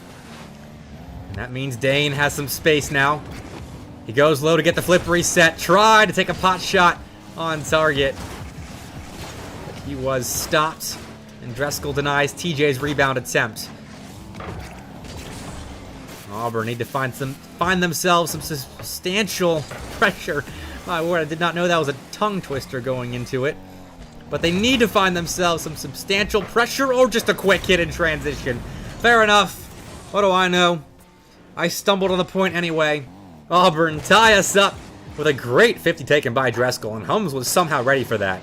Sitting mid, hoping the ball comes his way, and once it did, he was ready to score. I don't think I can grant either team an advantage, though, until I've seen the final 10 seconds of play, considering how this series has gone so far. Like UGA, it feels like they should be in an advantageous spot with all the pressure they've had, all the awkwardness they have forced upon the Auburn defense, but I truly have no idea what is going to happen anymore. And I'm here for it. That's a double commit in the corner by Auburn. TJ's trying to take advantage. He finds Wheeled Broom for a shot, but he goes just wide of the target. So Malopo clears the zone. Can't pickpocket Wheeled Broom, though, who does very well to streak back and get his dogs out of danger with some help from Coop. 20 seconds left here. And Hums got the ball through one Bulldog, but not the second. And that second is trying to stick with the play, but he had no boost in the tank, so Malopo beats two. Auburn have a chance here to take a lead late. Hums, light touch, Dreskel's there! Auburn storm in front, late in game 3. I don't believe it. Who told these boys to come in here and put on a show? Because thank you very much. I think that's our 5th goal we've had in the final 10 seconds of any game so far in this series. And Auburn clear the zone to try and secure it. They can get one more. It's open for Dreskel, but Auburn does have to be careful here. UGA started a 0-second push from their goal line previously, and they will not get to start one again. Hums emphatically ends Game 3 in Auburn's favor, and the Tigers take a series lead.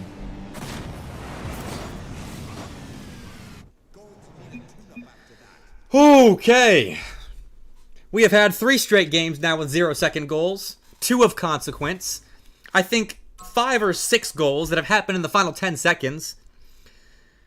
This might be the wildest series of Rocket League I've ever watched. And I have casted a lot of Rocket League in my time. I think I've calculated in the past that I have worked over 500 different Rocket League gigs. And this is so far in contention for the best series I've ever watched. Not in terms of quality, I will grant that caveat, but in terms of pure dang entertainment. But here we go. Game 4 still has to deliver. And Koopa Troopa nearly delivering early. Malopo bumps TJ. That's the wise play. That grants Hum some space. He cuts inside. And does well. Turns out to be the right decision. As Dreskel's follow is successful. Oh, you're making me blush, Gusky. I appreciate you tuning in. I appreciate you all tuning in. The raid from VOD led to a lot of you sticking around, and I don't blame you. The players are putting on an absolute showcase. Auburn, a big save on their own goal line. Will lead to a clear and a pass. Maybe a shot. It's counted as one, but it's high. Dreskel will have a rebound opportunity, but that one's saved by Wheeled Broom. I think that one was high as well, though. And Malopo, I think, confused a bit by where Dane was going with that ball. And now, I don't know what's going on. This is why I gave that caveat earlier. This is not the highest quality Rocket League I've ever seen, but it sure is fun to watch. Koopa Troopa taking his time with that flick. Loses his life as a result. Wheeled Broom taken down as well. Auburn's starting to hunt heads. They're not satisfied with just game wins.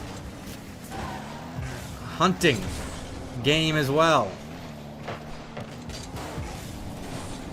Good touch out by Hums, but a better interception by TJ.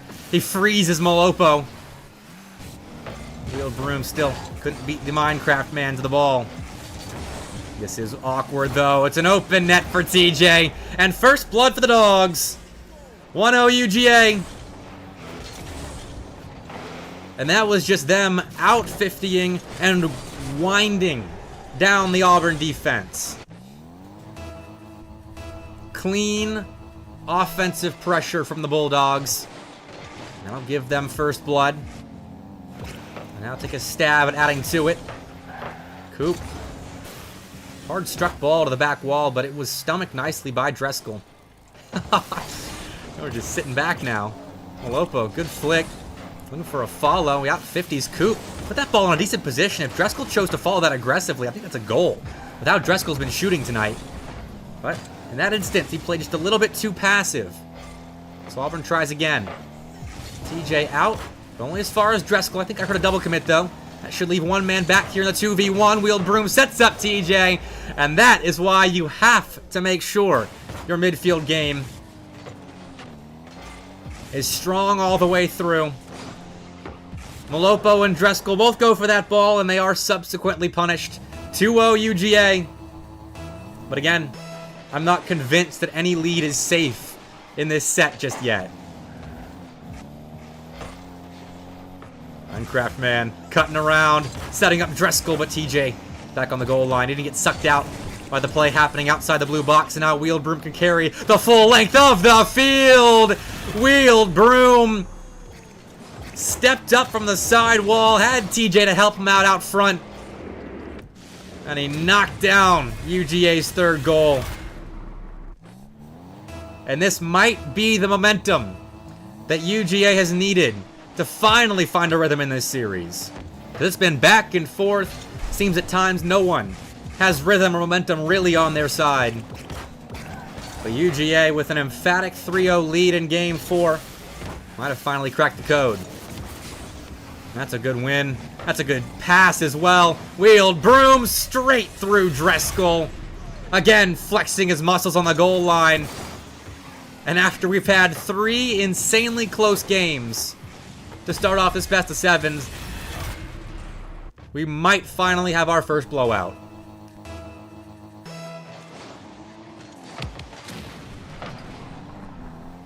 Still, it will only give UGA a tied series, 2-2. But Auburn, they're not careful. Dropping this game in the fashion they're dropping it right now. So let that bleed into Game 5. Nice center ball. Hey, this could be a chance for Auburn to get at least one back. That's a miss. Malopo, soft lob, and Dreskel's there for the finish. That would be the Tigers' one back. And that feels like a stabilizing goal. UGA misses, and perhaps that little sign of a weakness on the Bulldogs' side will give Auburn a little bit more confidence and speed and just less awkwardness in defense, hopefully. Oh, Malopo had an opportunity there. It's not the greatest of first touches, but the 50-50 is good to follow up. And now Hums on 0, boosted chance to set up Dreskel. He centers it perfectly, but Wheeled Broom on the goal line comes up big time. Malopo's all the way back here. That allows a clearance for UGA. That is a great save. Auburn's still got time, but it is very rapidly ticking away. They need a goal now, I feel. Coop's not going to help supply it. TJ either. Puts the ball away. Redirects it. He's stopped by Auburn. Dreskel's given a chance to shoot, but that one goes wide. It's the first miscue we've seen off the Fennica Dreskel in quite some time. With 40 seconds left, I'm thinking this is about a formality for Auburn, although, sorry, for UGA. Although, for Auburn, they've been getting some goals in the last 60 seconds that weren't there previously in Game 4. And again, with how this series has gone, I wouldn't be surprised to see something insane happen. Malopo, flip reset. Will force an awkward touch out of Coop. Hums goes to the corner. And Dreskel on frame. Hums dunks TJ. And all right. I hope you all were holding your horses, because horses need to be held. Auburn has found their way back. Down by 4 goals 2 minutes ago. It's 4-3. There's no way, right? There's just no way. Wheeled Broom will take that kickoff win by Auburn and clear the zone for UGA. People's already upfield adding pressure, so Auburn's not going to be in the best position to take control. So likely a 0-second goal is going to be necessary, which we know how that goes, but TJ just steps up and ends it. All right, the horses can be released. TJ took that ball, took his time with it, and UGA will take game 4. 1 more second to go. But for once, the game is over before 0 seconds. And we don't get a goal on triple zeros. How about that? 2-2 in our second best of 7 of Monday Night Lights.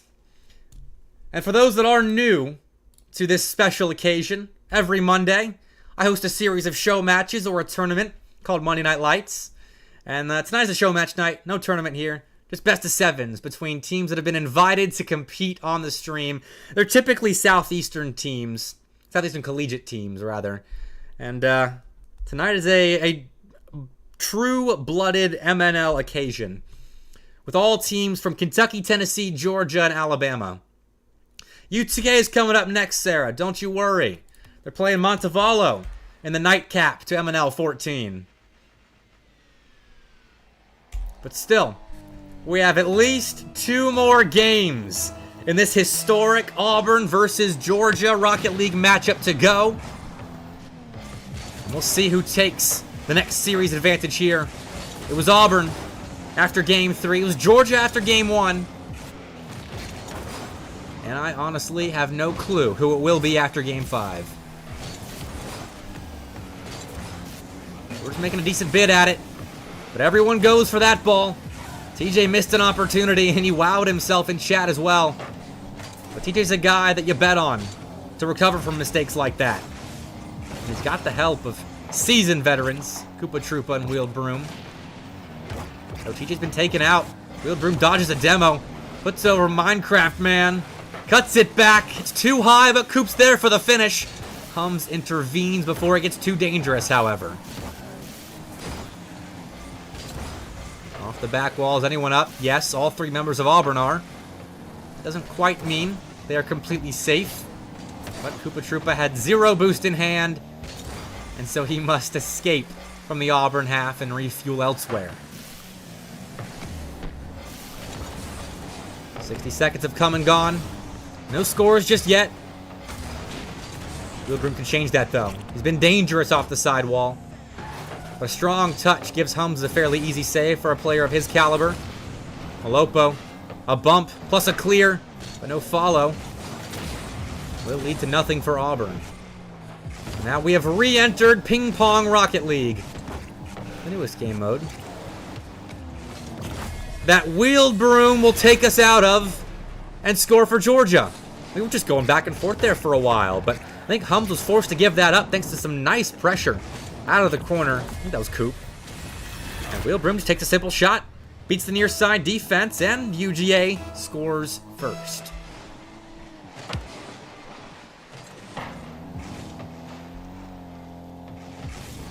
Well, we'll try to get it back. He's won a couple of 1v1s tonight, but loses that one. And TJ might have one just going in, but he saves his own ball. I think Koopa Troopa's going to have the rebound. That ball was still floating on target. I would have bet on Auburn saving the initial try, but the rebound opportunity was certainly right there, and TJ, I think, just took it away. UGA still has the lead, though. Auburn putting themselves in offense to try and change that. Sees Dreskel going back wall, and Hums aggressively jumping for that read, but the UGA defense all kinds of over it. Now Dreskel will pop up to Malopo, but TJ dusts the old man. Dreskel has to make a tough read out to the side. He does well, finds the follow as well. But UGA find themselves control, and this has been the way that this series is trending. Very back and forth the first several games, but Georgia has slowly but surely been wresting more control of the possession game away from the Auburn Tigers. Auburn has kept this in a manageable state. Down just a goal. They can find a way back here. Not if Hums is getting dunked as the third man.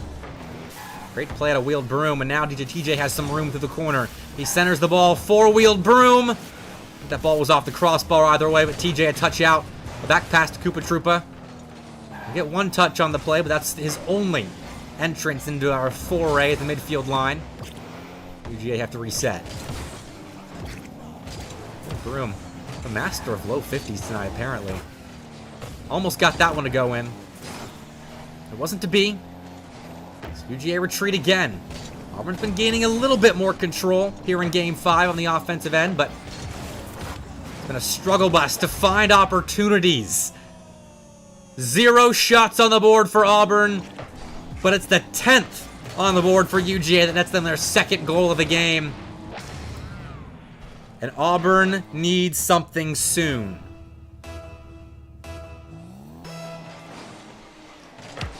It has been the late game where the Tigers have come up clutch and nearly completed a 4-goal comeback in Game 4. But it ain't gonna happen if you're giving TJ that kind of space, I'll tell you that much. Hums bails out of that ball. Malopo retreats. And he had boost, I guess just didn't trust himself. And so off the back wall, TJ takes full advantage of that space. And UGA, again, have a 3-goal lead with Auburn sitting at a fat goose egg.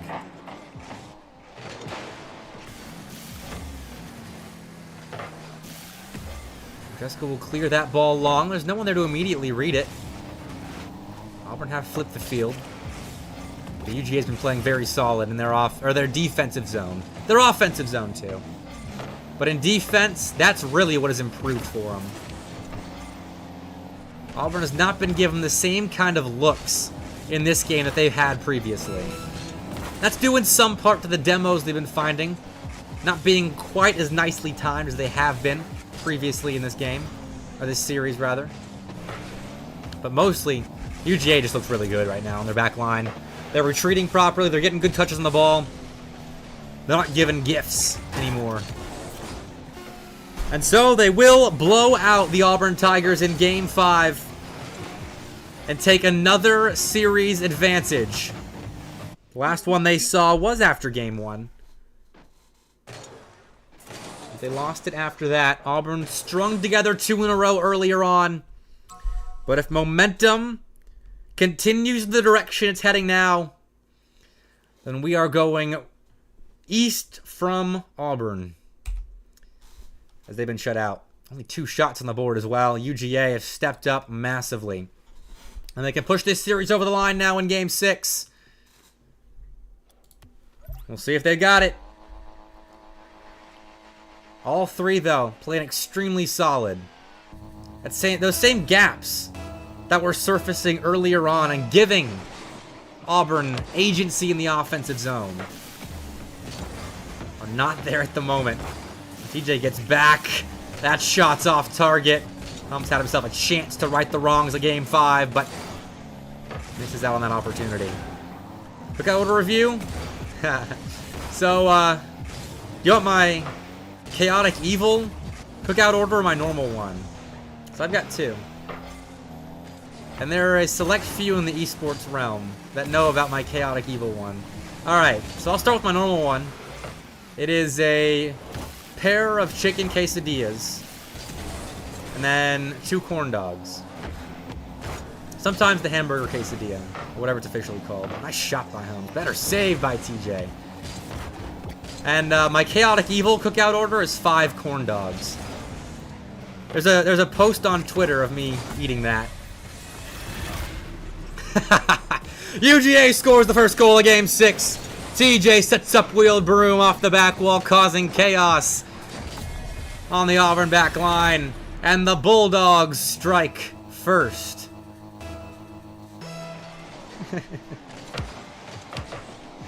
And off kickoff as well, UGA causing more chaos on the orange end of the field. Wheeled Broom forgoes the ball to steal boost and take out Malopo. That's just hating right there.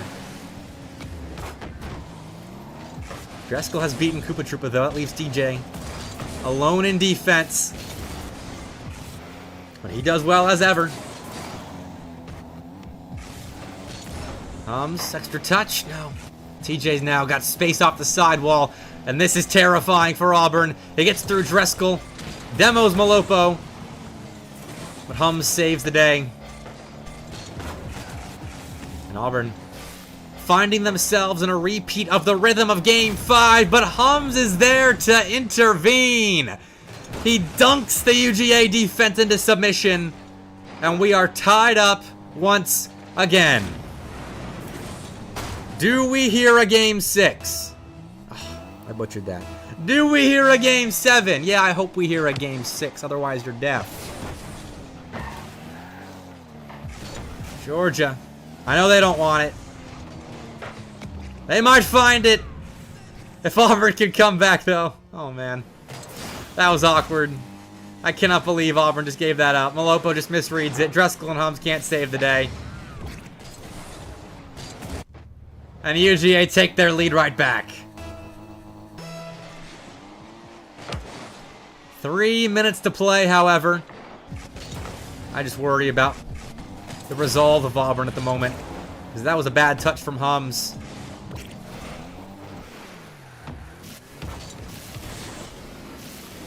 And CJ with control.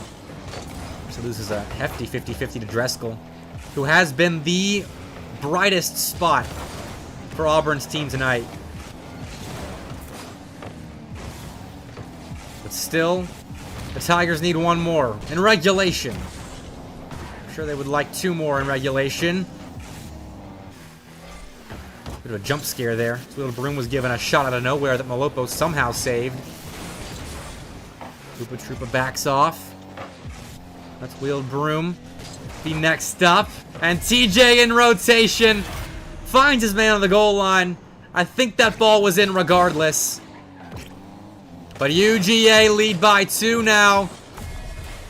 And the Bulldogs have a sizable bark. And a sizable bite.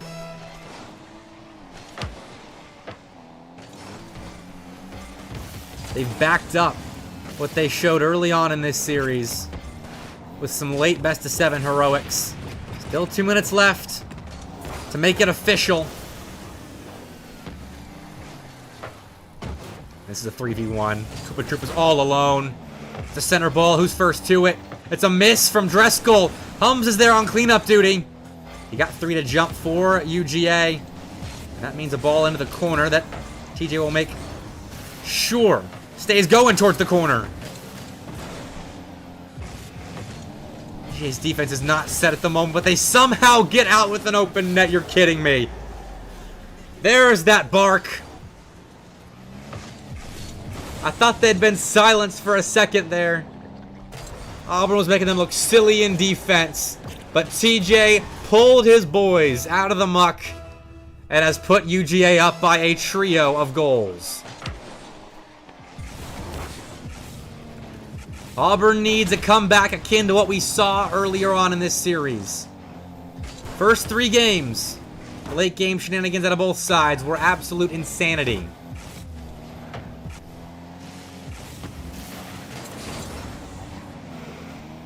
We need something now in the late stages of this series. And that's not it. TJ up ahead, demoing, clearing, space for Wheeled Broom. He and Koopa Troopa both go for the ball, and that leaves Dreskel with an opportunity if he has boost. But he doesn't. So he is taken out.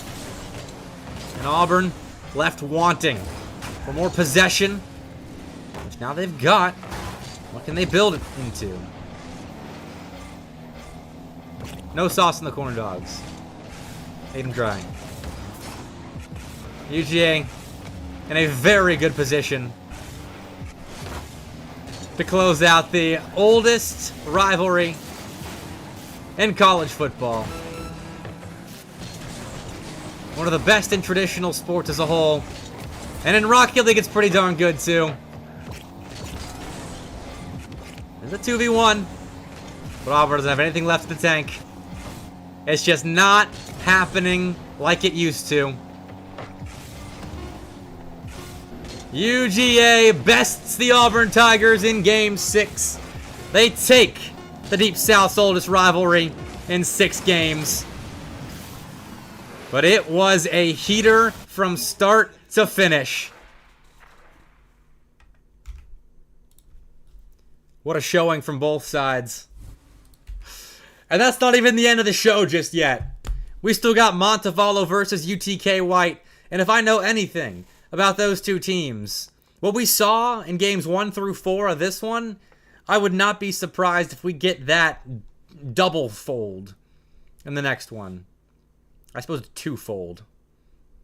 You know what I'm saying, though. There's TJ. My dude, you had to pull your boys up by the bootstraps there a couple of times, but man, your ability to take over lobbies is unbelievable. You know I want an interview? All right, fine. Hop in the production room.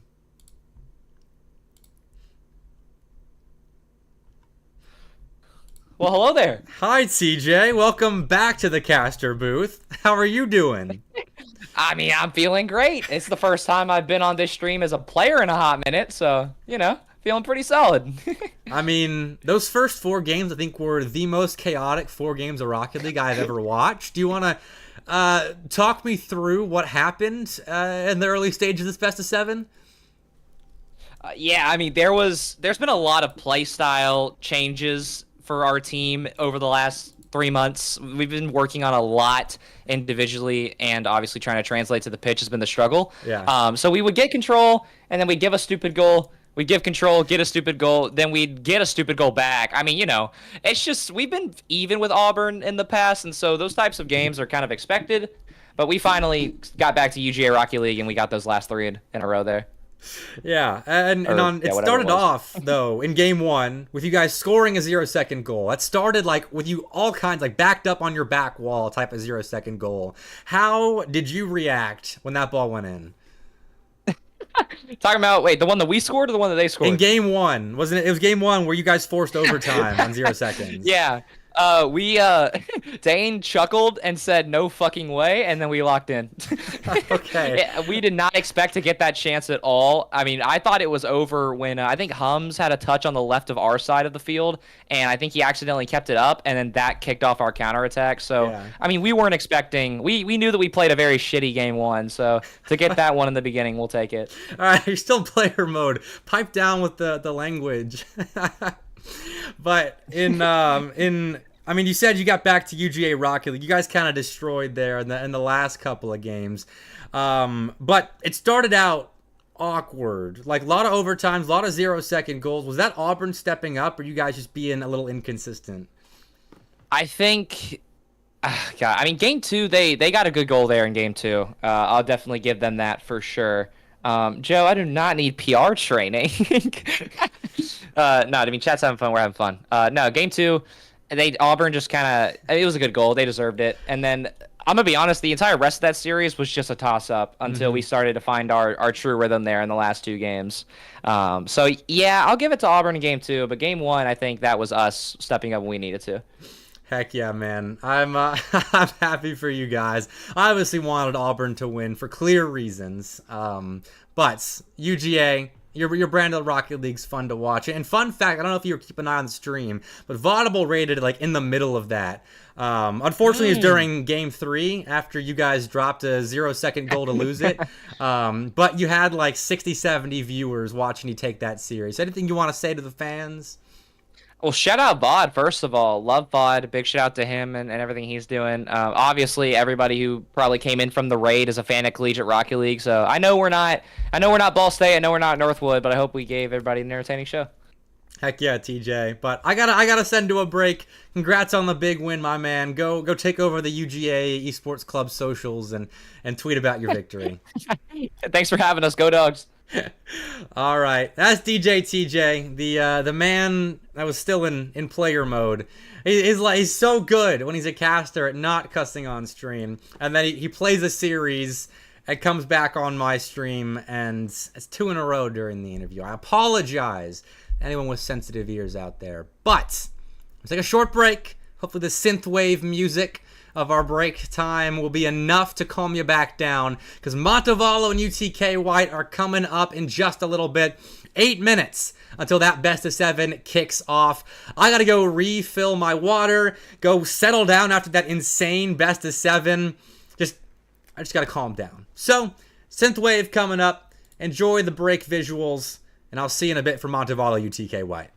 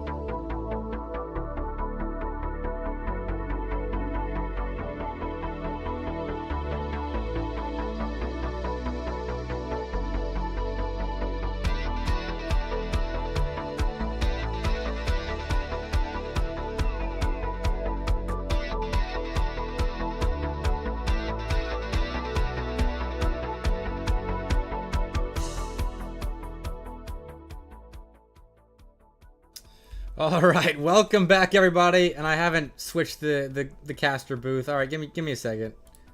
All right, there we go. Montevallo and UTK White. The next up series, Monteballers versus. Does UTK White have a snappy nickname yet? Because they're gonna need one for as competitive as they're gonna be this upcoming season. This should be a fun one. I don't know what to expect from either side. Last I saw of this Montevallo team, they were beating Mount Aloysius in Game 7 in the most insane fashion. I think it was an 8-6 final score of that series in Game 7. Yeah, it was crazy. And UTK White, last I saw them, I think it was a 4-0 or a 4-1 over East Carolina on that same Monday Night Lights, actually. So it's been the same exact amount of time since I have seen these two teams. And UTK White is in the lobby already. So we're waiting on Montevallo, but really quickly, something I always forget to do. Here's a map of the teams competing tonight. I always make this map, and I'm pretty sure I use it like once every 5 Monday Night Lights. It's insane, because I spend effort on making it, and then I run the stream, and then I don't end up putting it on the stream, which, it happens. But this is a true Southeastern Monday Night Lights. We're back to our roots tonight. And, I mean, you can see why. Kentucky, Tennessee, Alabama, and Georgia is about as south as it gets. Mississippi was thrown in there. It'd be even souther. But, it's a pretty map. I love the dots. And that's the whole reason I came back in real early. I just wanted to use the, map. and in true UTK fashion, they're chatting to me in the in-game lobby. Even though I'm talking, they know I can't respond to them while I'm talking. They're saying funny stuff. Oh no, I've forgotten to reset the overlay as well. 1 second. I always, after a long series like that, where I only have like 5 minutes of break time, I always forget stuff. When I'm just sitting there for half an hour waiting, that's when I can actually run a stream properly. But we'll be going here in a sec. How's everybody doing? I appreciate all of you that stuck around from the raid to check out the last little bit of Monday Night Lights. It should be a fun one. Little bit higher quality Rocket League, I think, than Auburn UGA. But Sarah, why are we pinning that? My chat has gotten chaotic, which I should have expected, considering this is like an SEL kind of night.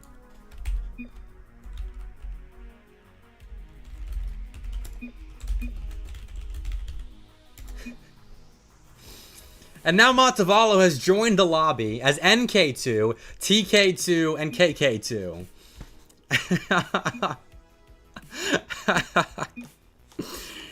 What is going on? Alright, they're changing them. Man, this has been the most Monday Night Lights in a long time. From the insane first 4 games of Auburn UGA to KSU and Kentucky being like the lowest quality mid to high GC gameplay ever. And then Montevallo and UTK White filling the in-game chat, filling the Twitch chat with their fans, and Montevallo joining up as NK2, TK2, and KK2. All right, we should have some actual Rocket League starting here fairly shortly. But who knows at this point? Let me write in my notes, get everything set up. Oh, how's everybody doing? It is 9 o'clock Central Time, 10 o'clock Eastern. It's a Monday night. It's the summer though, so I would imagine most people aren't like tired from work or school or anything like that. So, hoping we're gonna have some energy headed into this set. And already, I see a lot of faces from the SEL. So I know the energy's going to be here. And perfect timing for that. Because we're getting going. Montevallo versus UTK White. Montevallo in blue. And the UTK White fellas on the orange side of the pitch. 3 summer classes kicking you around, Hana? That sucks. You should just graduate. Like me. That's what I did. Don't have to worry about classes anymore. Nice. That's what I kind of do. Like, my full-time gig being an esports coach. Talk about the classes of someone other than mine. It's funny. I don't know. I'm old. Early chance for the Monteballers. Stopped by UTK White. But so far, UM looking the faster of the two teams, and they were nearly find first blood off the back of that speed. Talisi is subbing in for tonight. He is the coach of Montevallo. I've given him permission to sub in. So it is just a show match. Lego was unfortunately at work, which, Lego, my heart goes out to you, my man, if you're listening right now. I don't know what Lego does as a job, but I hope he's able to at least watch. Like, maybe sound off. He's able to watch Monday Night Lights. Because his team, the last time they were on here, showed up against Mount Aloysius. So far, first minute 15. And if you count success based on field domination, it is a good outing for Montevallo. They're backed up here, though. UTK White had a chance to operate their offense. It was led by Shaka the last time I watched him. Which makes sense. He is the guy coming down from the A team. Unfortunately replaced by Taibu for the upcoming CRL season. And, you know, fair enough. Taibu is a better player. I don't think Shaka will be too offended by me saying that. But Agonize is a former A-team player as well. He made way for, technically, Hermes. But Crisp as well, when UTK was going through their long line of roster moves. And just as I'm talking about him, that is a bit of an open net miss. Montevallo quick to pounce on that opportunity. They get a clear away. Right back to it, Kung. Going up for a shot with the defense of Montevallo holding together until now. Agonize rights the wrongs of his previous attempt on net. And puts UTK White up by 1 at the halfway point. We've seen a lot of opportunities. Get saved, get missed. Finally, 1 falls. You want a show match against Radford, Skyline? Hey. Next Monday Night Lights where we're doing show matches. I'll see what I can do. I think the next MNL is going to be a Great Lakes night. So, if you are an SEL school, which, okay, hold on. UTK White has, after their lead, for all the pressure that Montevallo has had so far, UTK White is stepping up big time here around the second half mark. Another first goal came up around the 240 point, but we're in the second half now. UTK White, they are keeping that momentum going. Here's another from Agonize. Kuno makes a stop at the last second. And Talisi looks to transition the ball away. Is successful in getting the ball to the goal line of UTK White. And he made Shaka play that a little bit awkwardly. He did well, though, to recover. Had some help. I think it was Kung. Had an extra touch right there. But, well, we are in a back and forth type of moment. If you are an SEL school or player, and you want to play in the next SEL versus Great Lakes Monday Night Lights Showdown, please shoot me a message instead of me inviting teams. I much prefer it when teams reach out to me about being on MNL. It makes it a lot easier. Both these teams have. Not tonight. UTK White actually did. But Montevallo, it's an open invitation for them. I like having them on my stream. Though they are getting trounced at the moment. 3-0. And Nate, I don't know what happened to Nate right there, but he had a severe disagreement with the post. When is it?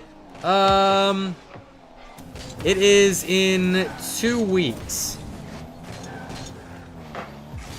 But that might have to be on a Tuesday. We'll see. Here's another MNL announcement. We are more than likely moving to Tuesdays for the fall semester, as my work schedule has been shifted a bit. You all can thank the new Playfly League for turning Monday Night Lights into Tuesday Night Lights. I guess now's a good a time as ever for that announcement. So that'll be in 2 weeks, that Great Lakes versus SEL night.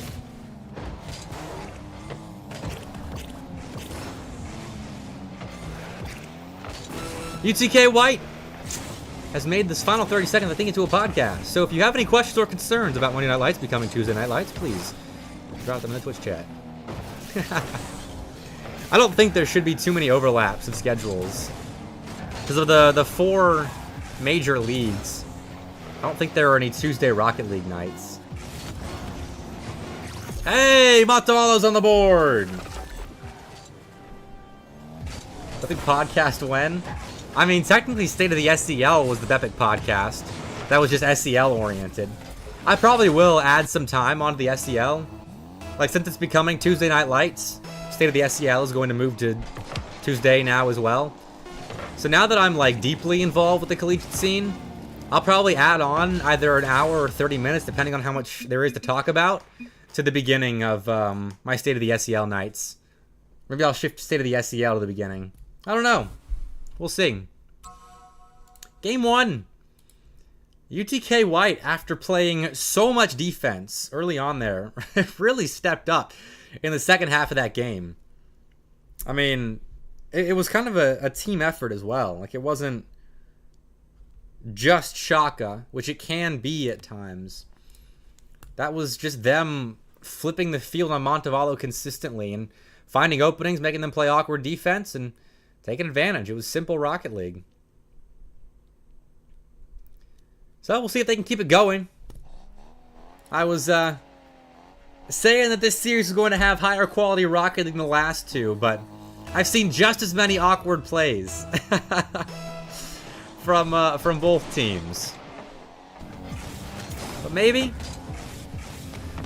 it's just these guys getting into it. Settling into the best of 7. Both these squads have competed on MNL before. Montevallo, a couple times more than UTK White. But Shaka actually has competed on here a lot. I need to start pulling, like, all-time player stats. So I'm getting to the point where some players have been on MNL 3-4 times. I know UTK has. That's a nice shot. Better save by Kung. Has to make another here. He can't come up with contact, but Shaka does. Kuno now across the box. Over to NK2. He cuts back around. But Agonize and Shaka combine for a clear.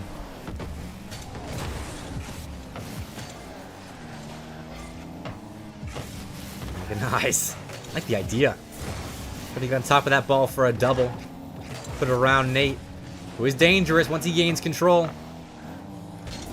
He got Montevallo out of defense, but unfortunately that corner stopped their first attempt at the UTK White net.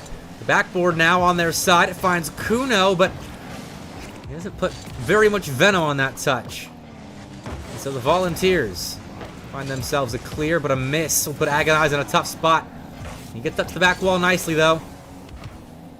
And again, Montevallo, they've got a majority of the opening pressure. The UTK White in transition are showing glimpses of what they can do once they set themselves up in offense.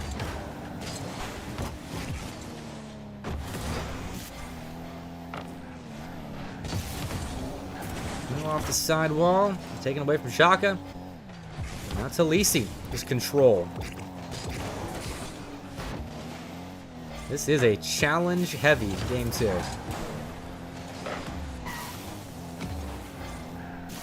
Well, Agonize is given space now. Back to Lisi. Cuts underneath the play. Gets the ball to Kuno. He finds a flip reset. Gets it over 2. That's open. And NK2's there for the follow. The Montaballers break our silence of game 2. And they jump out to a lead. That's a nice response. After being put in a severe hole in game 1. They got one back at the end. Stop the bleeding that UTK White were inflicting upon them. And they have since added on to make it a streak. Could it be 3 in a row now? No. Shaka. Nice ball there in the box. It's Talisi fielding a pass for NK2. Sets up the passer of that play. And UTK White still stayed on top of things. Found themselves a clear and maybe a shot on. It counts as one. Ball goes off the ceiling. And Shaka gets credited for the shot, but that is a fairly easy save for Montevallo.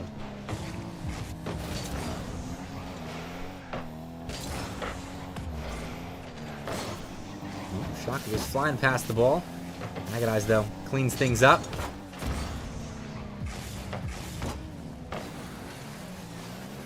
With this possession, UTK White are trying to find an answer now in game 2.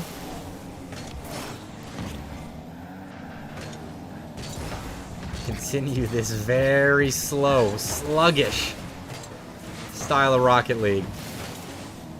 A lot of side flips, a lot of patient play. Let the ball come to you, which Montevallo could have done a bit better here. The ball comes at them, but Nate could not handle it. So Shaka ties us up. Just an awkward spot in the backwards defense. And we're tied up again. Off kickoff. Kung, the magic man, lays the ball for Agonize, who slams it in. Agonize sets up.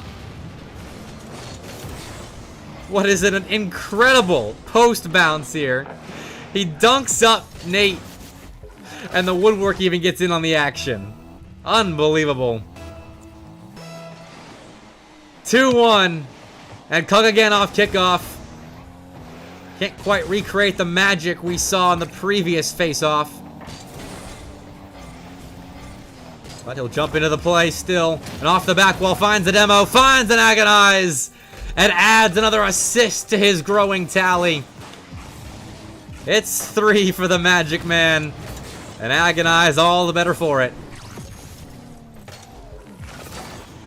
3-1. UTK White string together a trio of goals in a row. And Shaka won't have another. Sorry if you thought he would. Montevallo, though, cannot set up their offense right now. They've been stuck off these kickoffs in their defensive end, and finally they get a quality look that Shaka gets in the way of immediately. He read that play nicely. Kung doubles it away with boost in hand. Gets into a flicking position, goes 360, but never pulls the trigger. It doesn't need to. 30 seconds left. Montevallo actually going to get one back. Nice dish by Talisi. And alright, this game ain't over yet. We saw a nice palindrome of a pattern develop earlier, where UTK White scored 3, Montevallo scored 2, and then UTK White scored 3 again. So if history is to repeat itself, Montevallo should be getting one more. Although that was consecutive across multiple games, so it's not a promise that they're able to come back in game 2. Though, NK2 finds Talisi, who kisses the crossbar with the ball and puts home the equalizer. What a shot from the coach. And we're level again. It wasn't promised that Montevallo tied us up in regulation. They had to earn it, and earn it they did, but off kickoff, no way. You want to talk about magic? How about this for a rabbit out of the hat? Kung just drives forward, and it's a go-ahead goal for UTK White late in game 2.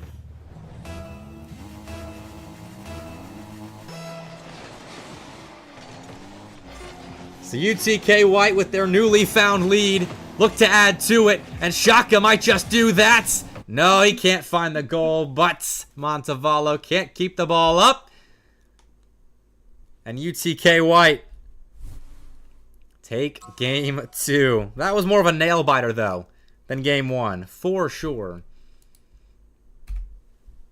That was not a Red Wine Supernova reference, but I'm happy to play to that crowd.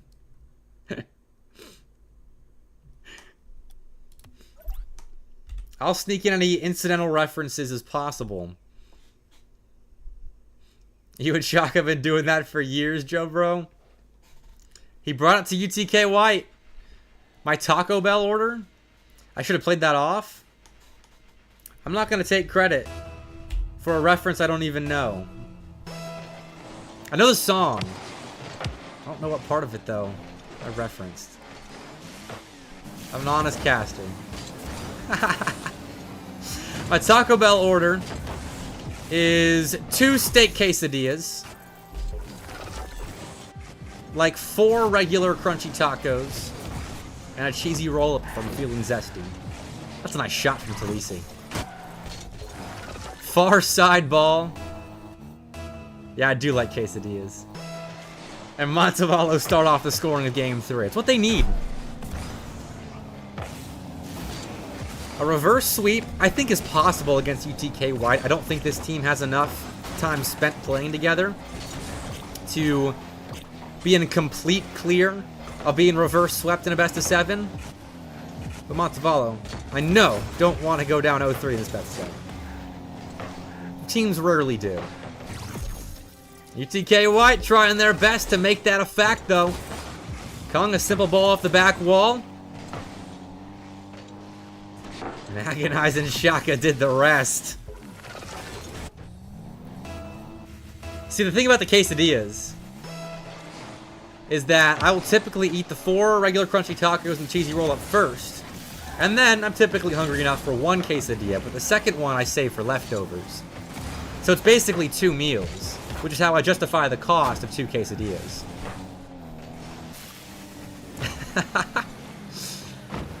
And now I no longer know what was being said about the Taco Bell order, because we got the copy pastas going. I'm here for it. It's been a minute since we had a real copy pasta going.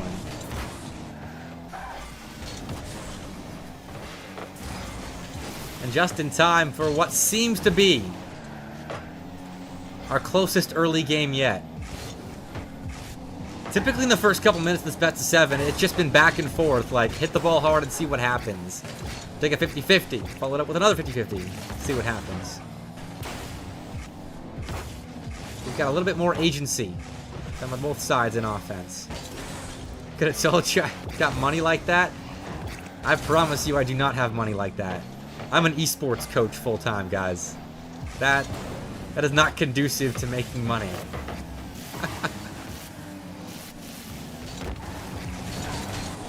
The 1-1, 2 minutes in, and UTK White still playing well on their back line. Talisi, though, with a missile at Agonize on the near side post. The ball we pinched away. NK2. Drop down ball for a boostless Kuno. And Talisi really got to pick up the pieces for the Monteballers in offense. And now we finally slowed down a little bit. There's a fast-paced beginning to game 3. But now we're playing a bit more patient with some space in the air. Well, that one was patient because I think a UTK player side flipped.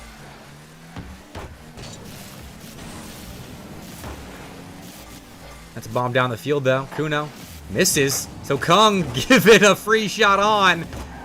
And Agonize now looks to score off the back of a play Kung set up. Won't be able to, though. And it looks like MK2 has swapped names. He is now just a single dot.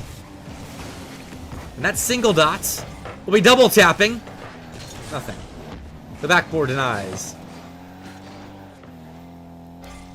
Shaka here gets an extra little dink on that ball, but Talisi clears the zone and finds Kuno. Back down to Talisi. A shot a little bit short of where it needed to be if that was going to be a connected passing play. But NK2 will salvage it. Again, looking for Talisi. It'll be no good, though. UTK White do well in defense, and Kung's got a musty. Shaka's got a bump, and Kung flexes his might in front of the Montevallo's goal line and puts the Volunteers out in front. 2-1. With 90 seconds left, UTK White have put themselves in a grand position to find a 3-0 series lead. Shaka off the sidewall. Shaka! Double tap! Bang! Kung knows it. That is an emphatic 2-goal lead for UTK White. 80 seconds left, and they find a 3-goal lead that has been safe in the past.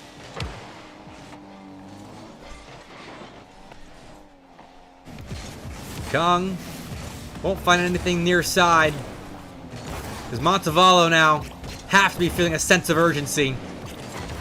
This series can get out of hand right here, right now, if they don't find a way back in Game 3.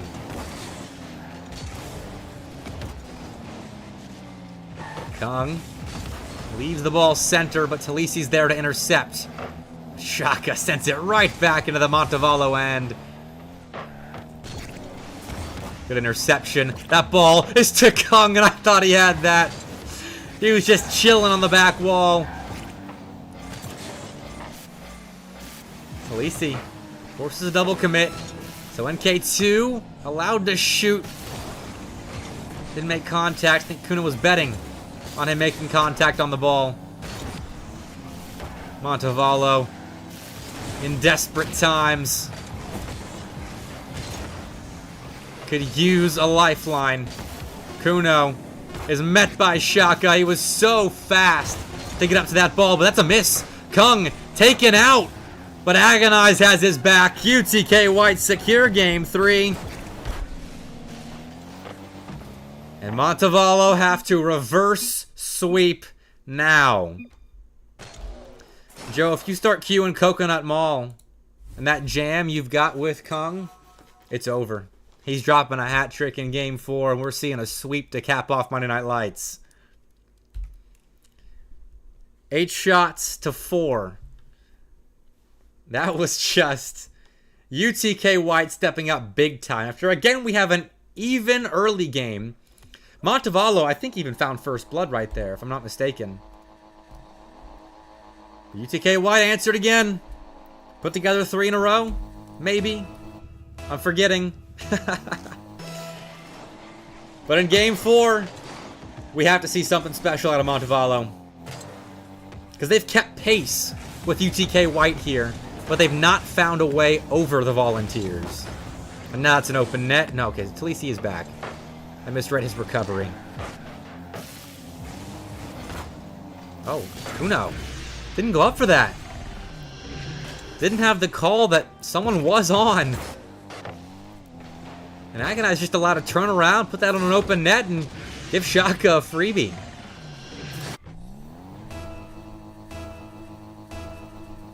So UTK White, a good step in the direction of a sweep.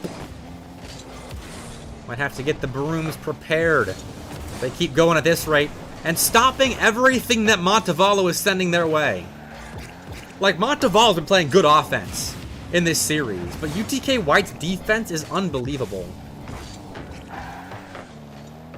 And in transition, they've been good enough to turn those quick saves, which have momentum on them typically because Montevallo's looks have been so quality, into fast counterattacks down the side. Oh, this is awkward. Shaka, low on momentum, high on boost, providing dunks to set up Agonize for maybe a double, or a Shaka touch center for Kung. He was off collecting boost. The timing wasn't exactly perfect, but a coconut mauled up Kung. Can't get through Kuno there.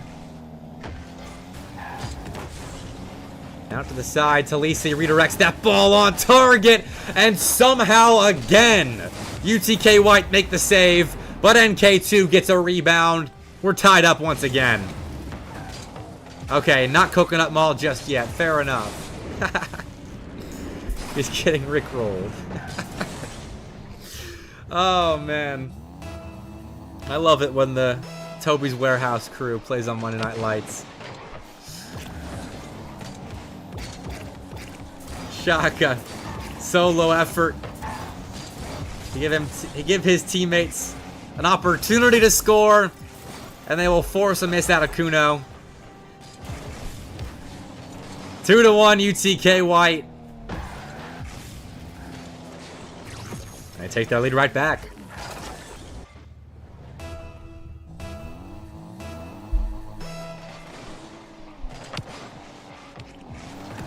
MK2 had an opportunity off kickoff to maybe put a shot on target, but it's Kuno that ends up with the equalizing goal. Agonize found a demo that sent the ball into Shaka, and the heat behind it ricocheted the ball into Kuno, who shot the ball on target. That is some kind of Looney Tunes type of sequence.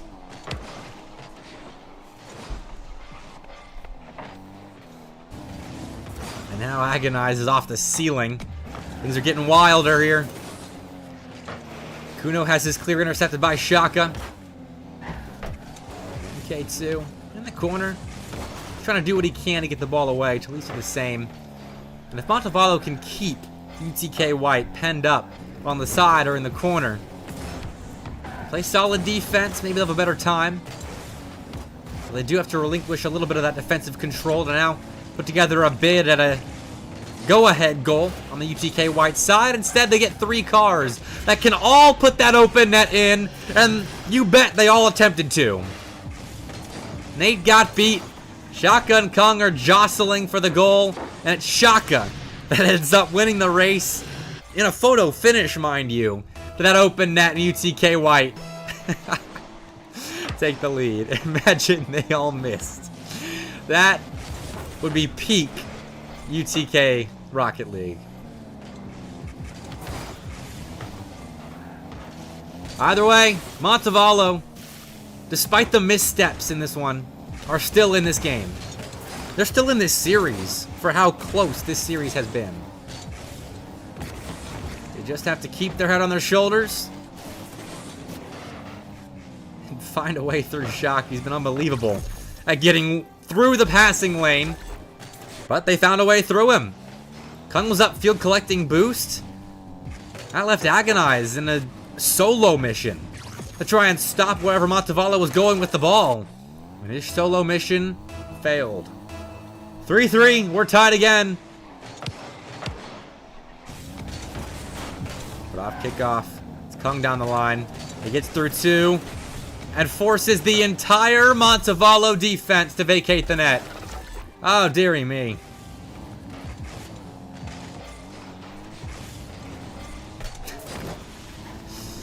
Huh.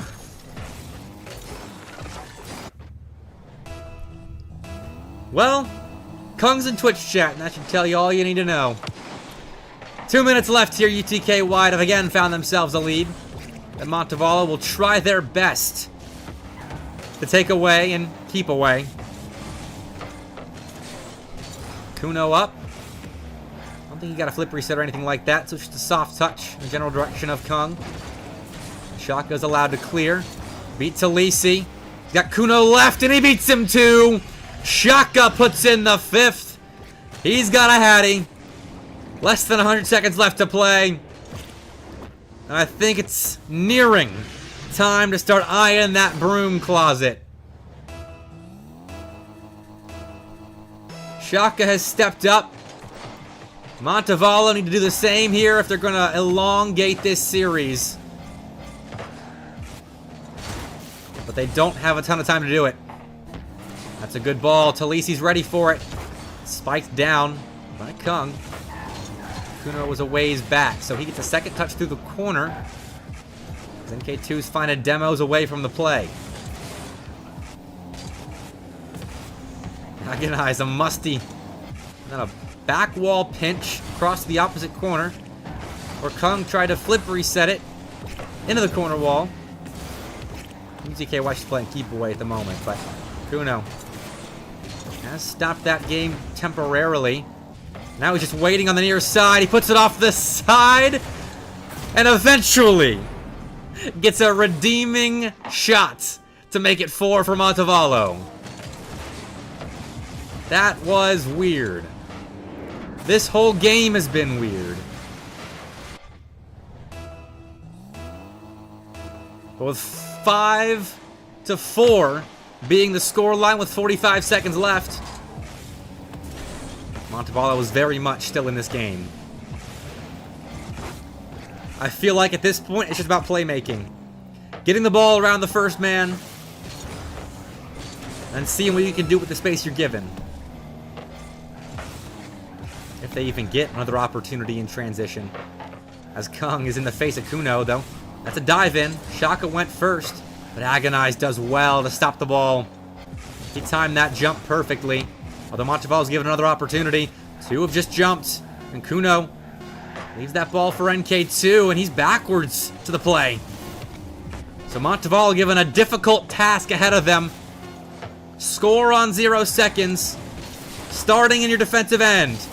Nate's already left the match.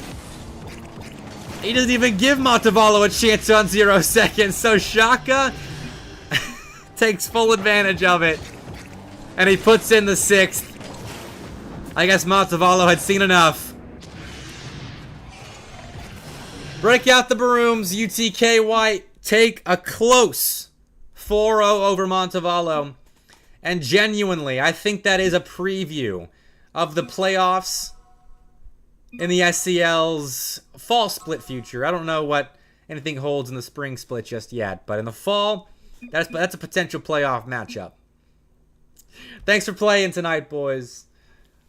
They're all saying thanks for hosting in the game chat. And thanks for watching, everybody. What a night. Started off with a cheeky 4-1 for KSU. Then a 4-2 win for UGA. And a crazy best of 7. Man. And then this one, it was just as loony. Just a 4-0 sweep. It was just on the pitch. It was crazy. And the results, less so. But hey, it's been a fun night on Monday Night Lights 14. Like I mentioned earlier, this is the last Monday Night Lights for the foreseeable future. We're switching to Tuesdays. So the next Tuesday Night Lights is going to be August, whatever the first Tuesday in August is going to be. So make sure you are back for that. I'll be gone this weekend, so no streams or anything like that. Next stream will be tomorrow. We have Columbia College versus Oregon. And that'll be a banger on my channel. So make sure you are here at 9 Eastern, 8 Central. So that's all the announcements I've got. Drop a follow if you're not following already. Guys, thanks for tuning in. Vaughn, if you're still around, thanks my brother for the raid. And I will see you all tomorrow. Catch you later. Peace out. Wait, I got a raid. What am I doing? Never mind. Don't go just yet. Let's see who's live. Blah, blah, blah, blah, blah, blah, blah. Alright, Taco's live. We're going to raid him. Go show some love to the Danger Taco. Have a great night. Love you all. Peace out.